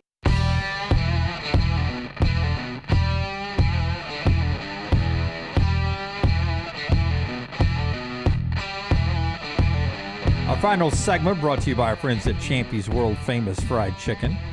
Champy's Chicken, Highway 119 in Alabaster. Go by there and enjoy some great food. Hey, if you're in town for the SEC baseball tournament, want to take a little fried chicken out to the Hoover Met to tailgate before you go in to watch Auburn tonight as they play in the quarterfinal action today. Semis tomorrow, championship on Sunday. Champy's Chicken, Highway 119 in Alabaster. Go by and see Sterling and the crew there. All right. Don't forget softball going on as well. Florida getting pounded by Texas Tech right now, 6-1. What's a young girl from, I think she's Trustful, that was at Alabama, now at Florida? That's Kinley Cahalan. Yeah, she's a stud, man, but couple of bounces not going her way, and Texas Tech's ripping the softball right now. First game of a best of three. Hopefully the SEC's Florida can get back on track in this one, if not in game two, and force a game three. Alabama's the number one overall seed. They host LSU tonight. 6 o'clock best of three series starting at the Roadhouse over in Tuscaloosa. Tyler, if you can give me cut number 2. Lane Kiffin was on Pardon My Take earlier this week. Remember when Kirby Smart joined the show in the Coca-Cola interview room? Yeah. And Kirby Smart said this. It's a lot of SEC coaches say this in my meetings. They say they don't have the grind we do. There's no way. They play 3 of their 9 games are hard. Their bottom 4 games are not our bottom 4 games. But that's my point. No, I see it. They're not That's getting right. that. And that's Yeah. I'm not going to say who says it all the time, but he's one of the SEC coaches. And I don't want to use it as a cop-out, but it's like, dude, they're not even having to do their best plays. Yeah. That guy ends up being Lane Kiffin. Lane owned up to it. Lane Kiffin on Pardon My Take goes into the scenario where there were teams last year at the end that their schedule in their conference against their bottom half was so easy they were resting their players. He didn't name Indiana by name, but they beat Purdue 56-3, and Fernando Mendoza, after throwing another touchdown pass in the third quarter, didn't play the final 4 minutes of the third quarter or any of the fourth quarter before going to the Big Ten championship game, leading the upset of Ohio State and winning it. And Lane talked about how the road games, the road environments at the bottom half are better than the road environments at the bottom half of the Big Ten. The rosters are better, the teams are better. And I think Big Cat said, but the Big Ten's won 3 national championships in a row. How does that affect the top half? And then he went into just the amount of plays and the wear and tear. Kirby asked that question rhetorically there. Your thoughts on the bottom half, how does that impact the top half? I mean, I don't know how it impacts. I mean, look, it is legitimate, though. I mean, you go play a game at Northwestern. We'll see what this new stadium brings. I doubt it'll be a novelty for a couple of weeks and then it'll die down. But Purdue, Maryland, I mean, pick Rutgers. I mean, it's just not the same. Almost every single SEC stadium has that energy and has that buzz, whether the teams are good enough. So I do think that that's a factor a little bit. Nobody fears going to play UCLA at the Rose Bowl. It's crappy travel because you have to go so far, but it's not a difficult place to play. Not only has the Big Ten won 3 consecutive, but the SEC hasn't played for a national championship in 4 years. Yeah, Kirby brought that up in that interview too. What do you think are the 3 easiest places to play in the SEC? Vandy is number 1 because Kentucky. Vandy, Kentucky. I would probably go right now Arkansas. I don't know. Missouri. I don't know. I think I would go Missouri's Arkansas. a better roster. Yeah. But Missouri and Arkansas were in my chamber ready to be fired. I think you've got it. I think it's Kentucky.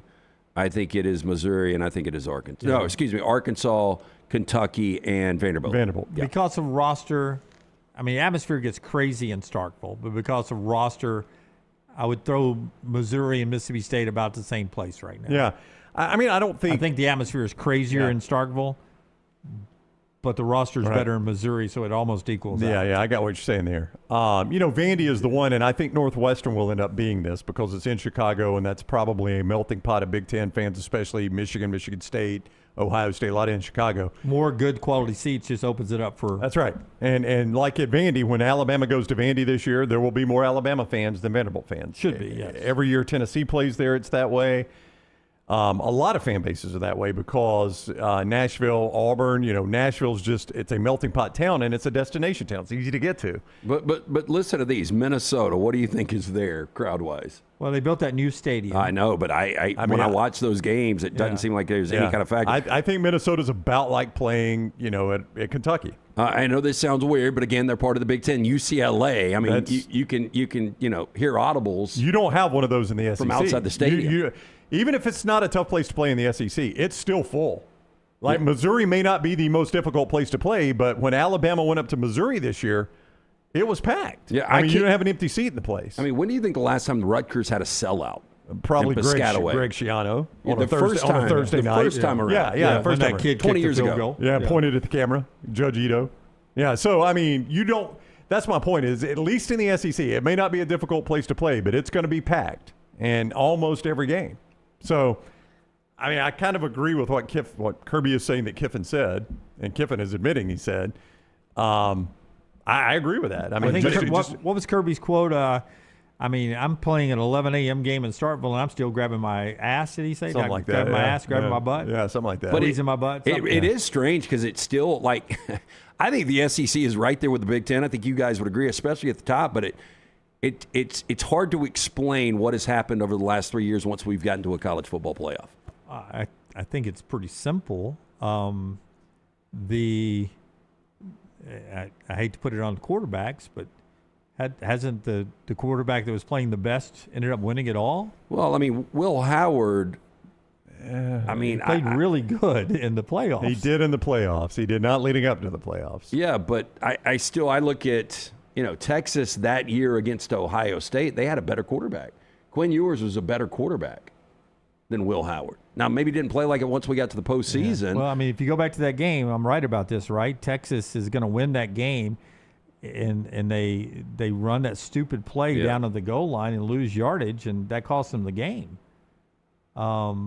Sark should have put his 2s and 3s in. That's right. Play those backups. All due respect, but J.J. McCarthy was playing really good football, and he made some plays against Alabama and went on to win the national championship. Well, he did. Well, that arguably Penix was a better quarterback than him, maybe more dynamic, but Michigan's ability, I mean, the 1-2 punch running the football that night, and their defense was suffocating.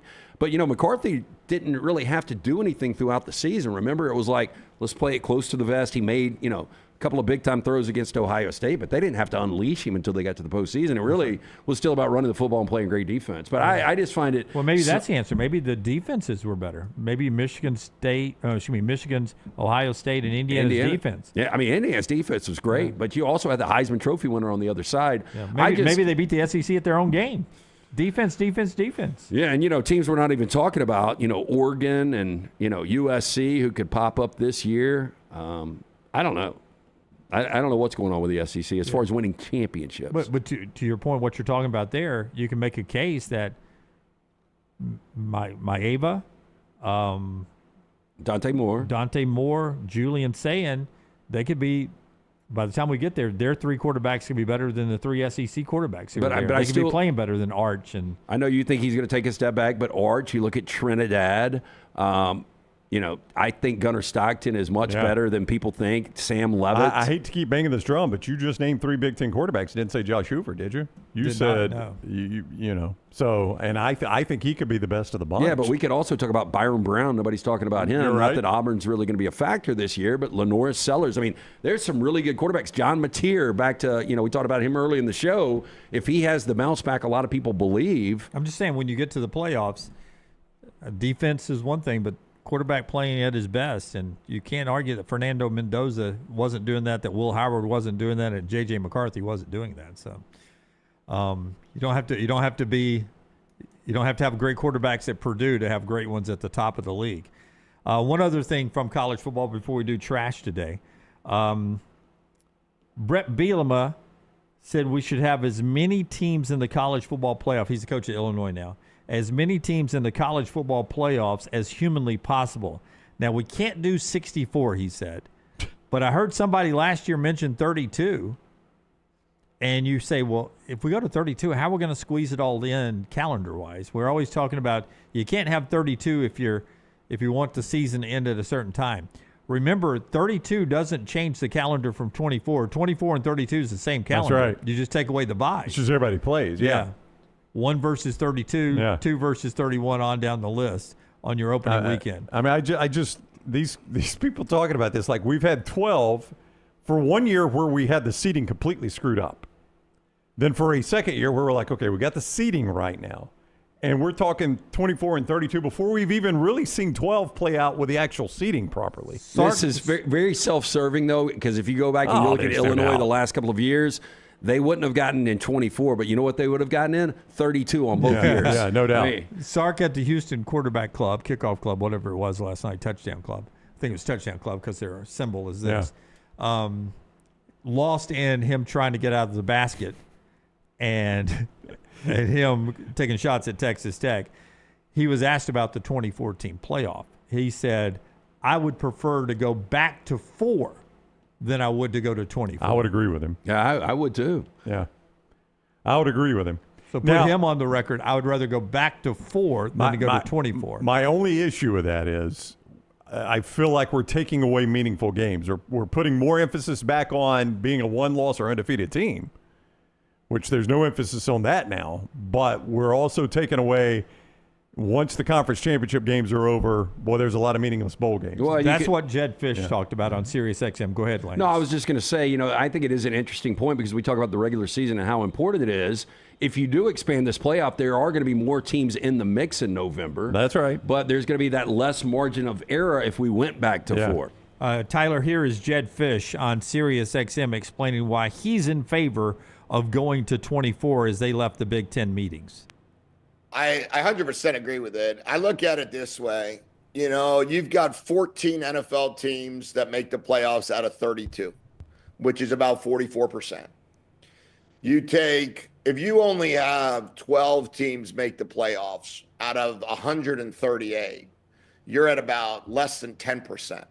That's a whole lot of work that you're asking these kids, these coaches, these programs, these donors to fund to have a 10% chance to continue on and compete. So if you say, well, only the top 68 teams, the Power 4, well, all right. Well, if you take 12 out of the power of 68, you're still not there. You're still at like 25%.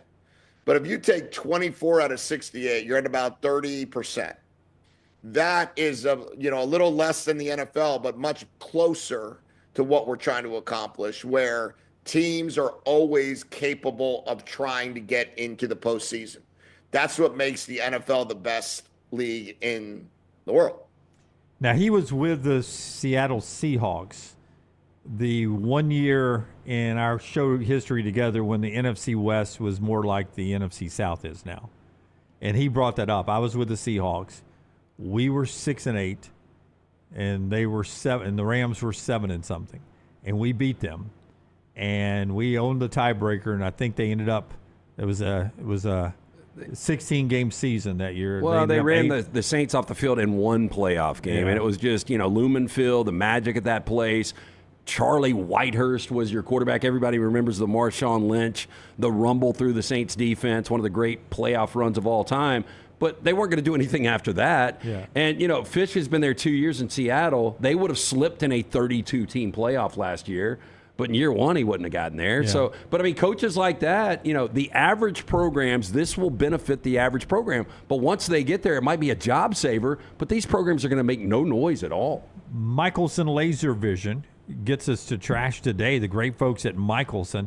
They helped LT out years ago, and so many of our viewers and listeners over the years. I actually had one of our buddies from Innisfree reach out yesterday, and he's like, hey, can you give me the contact again and the number at Michelson this summer? I am going to go in, and I'm going to get screened out and see if I'm a potential candidate. If you wear the contacts or glasses, you've thought about it before, find out if LASIK is right for you. A very simple phone call, 205-969-8100. When you make that call, ask for Amy. Tell her the next round sent you. She'll hook you up with a hassle-free consultation. You've got zero to lose to find out if LASIK is right for you. Dr. Mark Michelson, Dr. Jen Michelson, best in the business. For more information, 205-969-8100 or michelsonlaservision.com.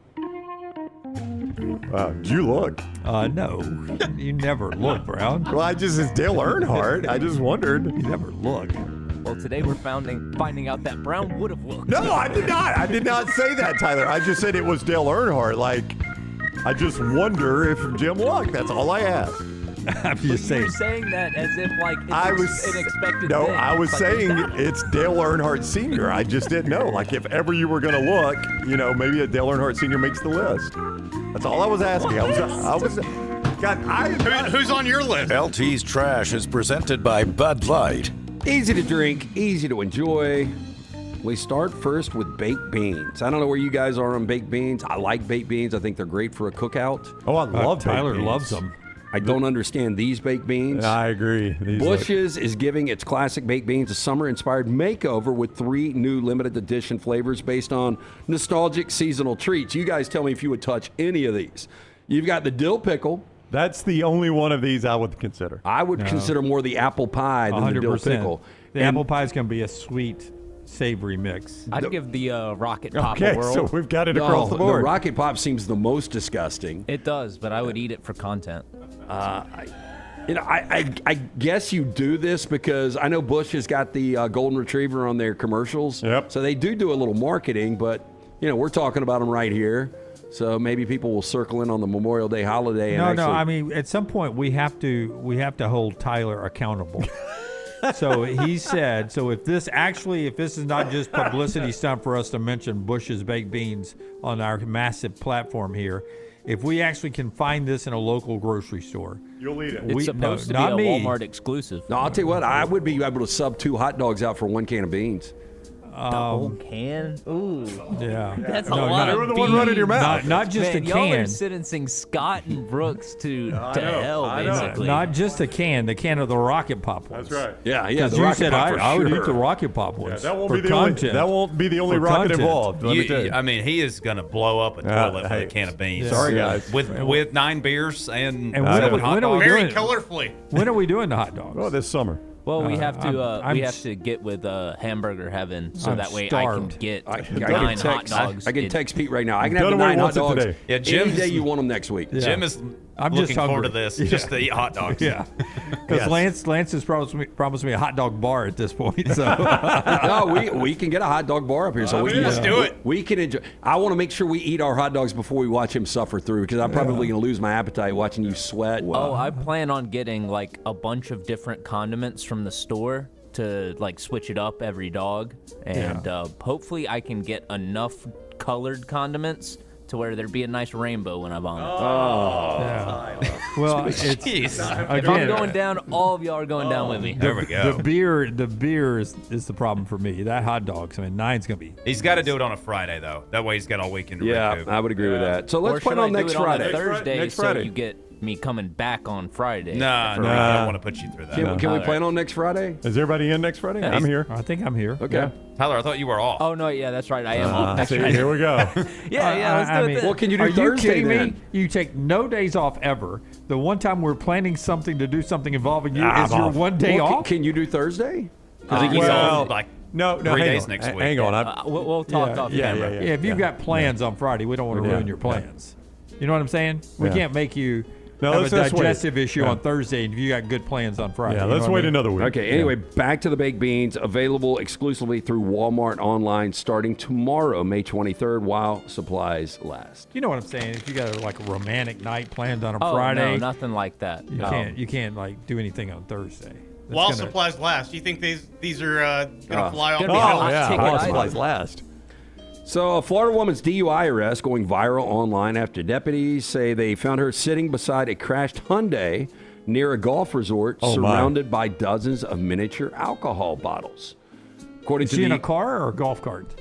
Polk County Sheriff Office, deputies responded to a single vehicle crash May 14th near the resort outside of Bowling Green, Florida. I did not know Florida had a city named Bowling Green or a town named Bowling Green. Did you guys? I did not. Did not, nope. Now, when the deputy arrived, they found a red 2018 Hyundai sitting on the sidewalk with 34-year-old Erica Mayer of Palmetto seated nearby. You see Erica right there. If you ever wonder what cute cart girls do when they get in their 30s, they drink a lot of Fireball. She needs to drive a Hyundai. Get out in the sun a little bit. Yeah. Now, the situation became even stranger after a witness told deputies they had watched the Hyundai being driven across portions of the golf course before the vehicle eventually came to a stop. Deputies said Mayer appeared incoherent, had slurred speech, and struggled to maintain her balance during the investigation. Now, a search of the vehicle uncovered unopened 10-pack of Fireball cinnamon whiskey bottles, 21 opened mini bottles of Fireball, and 2 empty bottles of 99 brand liqueur. Dunaway does this. Not a Fireball guy, by the way. I am not either, but I don't know if y'all remember this lawsuit a few years back, but some of the bottles at the gas station just say Fireball Cinnamon, and it's not whiskey, and so the Fireball company sued them because it's fake Fireball. So this one, cinnamon whiskey, she got the real stuff. So Dunaway, I know you play in groups where you have to do a shooter of some sort if you make a birdie. Birdie shot. Yes. Birdie shot. Yes. There's a particular group I play with where one of the people in the group is the Fireball guy. Anybody that makes a birdie, you got to do a Fireball. And the first one I can live with. One of the last times I played in that group, I made like 5 birdies out of the blue. Flex right here. Yeah, I hate to bring that up that I shot under par. But I made just miss a putt. I made 5. No, and then that's the problem. I'm like, man, do I want to shoot a really good then score? you know yourself that you would have made that putt. Yeah, and I was almost home, and I birdied 18. And you know what happened? I birdied 18. Here comes the drink cart, and I'm like, you got to be kidding me! On 18 of all places, here comes the drink cart. So you actually get them from the cart girl? Yeah. Why would you just not bring Fireball out on the course? It's not my rule, Lance. We have a very low alcohol. It's not a liqueur. It is an Old Smoky. It's a peanut butter flavor, and there's one that's salted watermelon. That's moonshine, isn't it? Old Smoky is. Old Smoky is. Moonshine with air quotes. It's right. Yeah, it ain't moonshine. It's about like a glass of wine. The proof tastes good, though. The proof on this is very, very low. Not a lot of alcohol content on this, and the peanut butter one is unbelievable. Yeah, that stuff's just too syrupy. All the peanut butter, the Fireball, all that. I'll still I've done one shot when we were in Europe. First shot I've done in a couple of years. I used to do a ton of shots. But when you look at the Rumpelmints, the Jägermeister, I mean, it's just the consistency of that is so thick. We have the peanut butter, we have the salted caramel, and we have a salted watermelon. And salted watermelon is my least favorite. You want me to try the banana pudding flavor? Oh God! You want me to tell you Lance and I could tell the story now. We can pull the curtain back, but oftentimes at Odie's Trivia, back when Lance and I, before we retired from Odie's Trivia, we would have people that love the show and they want to buy us shots. And all the bartenders knew, bring me and Lance a cup of water. And every time they would do shots, they would deliver them and they would make sure to hand us the water. So, all right, everybody, here, 1, 2, 3, and we're just shooting water. And that was behind the scenes. I don't think we ever did a legit shot, did we? I don't. Mine were all water. Way back in the day, I did, but yeah. Mine were all water. The staff there at Odie's knew, bring Lance and Ryan a shot of water. Interesting story here. Wiz Khalifa has found himself on a Romanian police list of wanted persons following a long-running legal saga tied to a 2024 festival performance where he allegedly smoked cannabis on stage. Now, the rapper received That's never been done before. Final 9-month prison sentence for possession of risk drugs, they call them, for personal use after appearing at a music festival on the Black Sea coast. Authorities later found 18 grams of cannabis were found in connection with the incident. Romanian police have since described the case as a conviction for possession of drugs for personal use. Now, local reporting later suggested he had been added to wanted persons list. However, the listing appears to be something of a moving target, with database checks reportedly showing the alert is, quote, no longer active. Well, that's a tough rule, man. You host a music festival, and nobody can smoke? Yeah, that ain't gonna happen. We got to find a common theme with like weed, whether it's all banned or it's all legal. But like I think we've got 30 states now. Like the European countries, they're split on it. You're right. You would like it to be universal. It's one way or the other. It's got to be confusing, right? Yeah, one way or the other. It just needs to be universal. And finally, a couple in Western Australia were left stunned after discovering a live frog sealed inside of a bag of lettuce. Okay, it's AI, obviously. For homemade steak and salad dinner. Yeah. Now, the discovery happened after New Zealand couple Laura Jones and Billy, her flatmate, returned home with groceries from Woolworths. I didn't know Woolworths sold groceries. I thought they were like clothes. Yeah. That's what you get for buying groceries at Woolworths. Especially, apparently they sell romaine lettuce and frog gnomes. Now, according to the pair, their flatmate casually revealed the surprise while unpacking the groceries.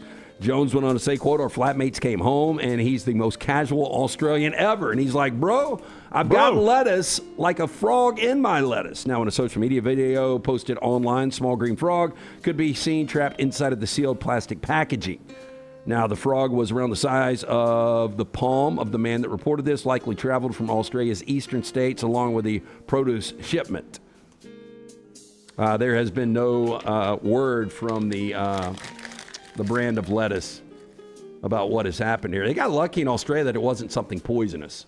That's true. Could have been a lot worse than a frog. A frog could get you where you want to go. Maybe a certain type of frog more than the smoking of the marijuana could. Yeah, lick that frog on the back. Yeah. I like how much the frogs enjoy that lettuce, though. He is so happy to be eating that lettuce. That is Trash Today, brought to you by Base Hit Texas Tech 8-4.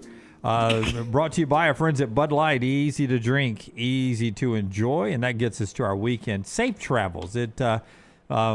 Jimmy Anthony, friend of ours who also does insurance. I'm still on his emailing list. He sent me an email that said, this is the, it wasn't like Jimmy specifically for Jim Dunaway. It was a group email, but this is the most dangerous travel weekend of the year. Oh. And we got rain here in central Alabama. So if you're driving through the area on your way down to the beaches or the lakes or whatever, just be careful on the roadways. It's just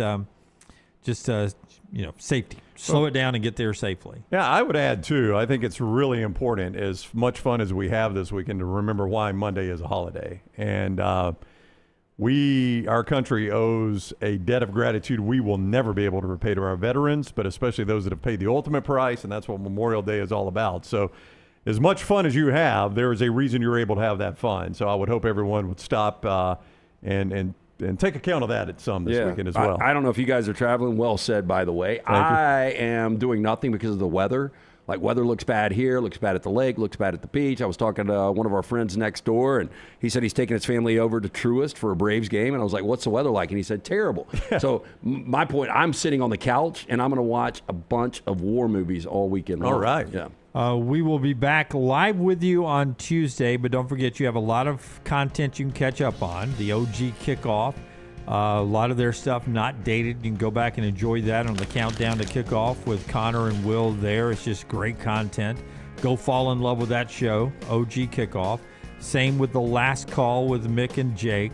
The Next Reels. And, of course, just hours left now in the competition going on over at TNR Clips. Yeah, we've got till the end of the month. So multiple hours, but just go over to youtube.com/@TNRClips, click that subscribe button, and send me an email with a screenshot showing me that you're subscribed to be entered into our merch giveaway.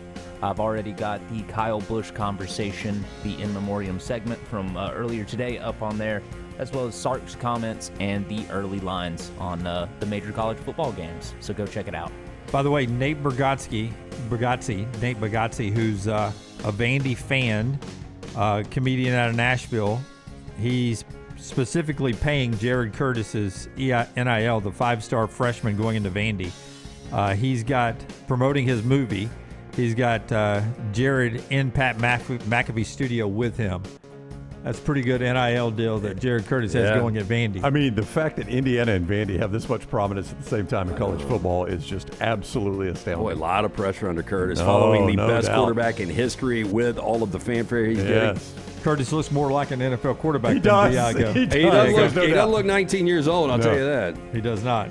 All right, that's our show. We're back with you on Tuesday. Until next time, God bless you and God bless America.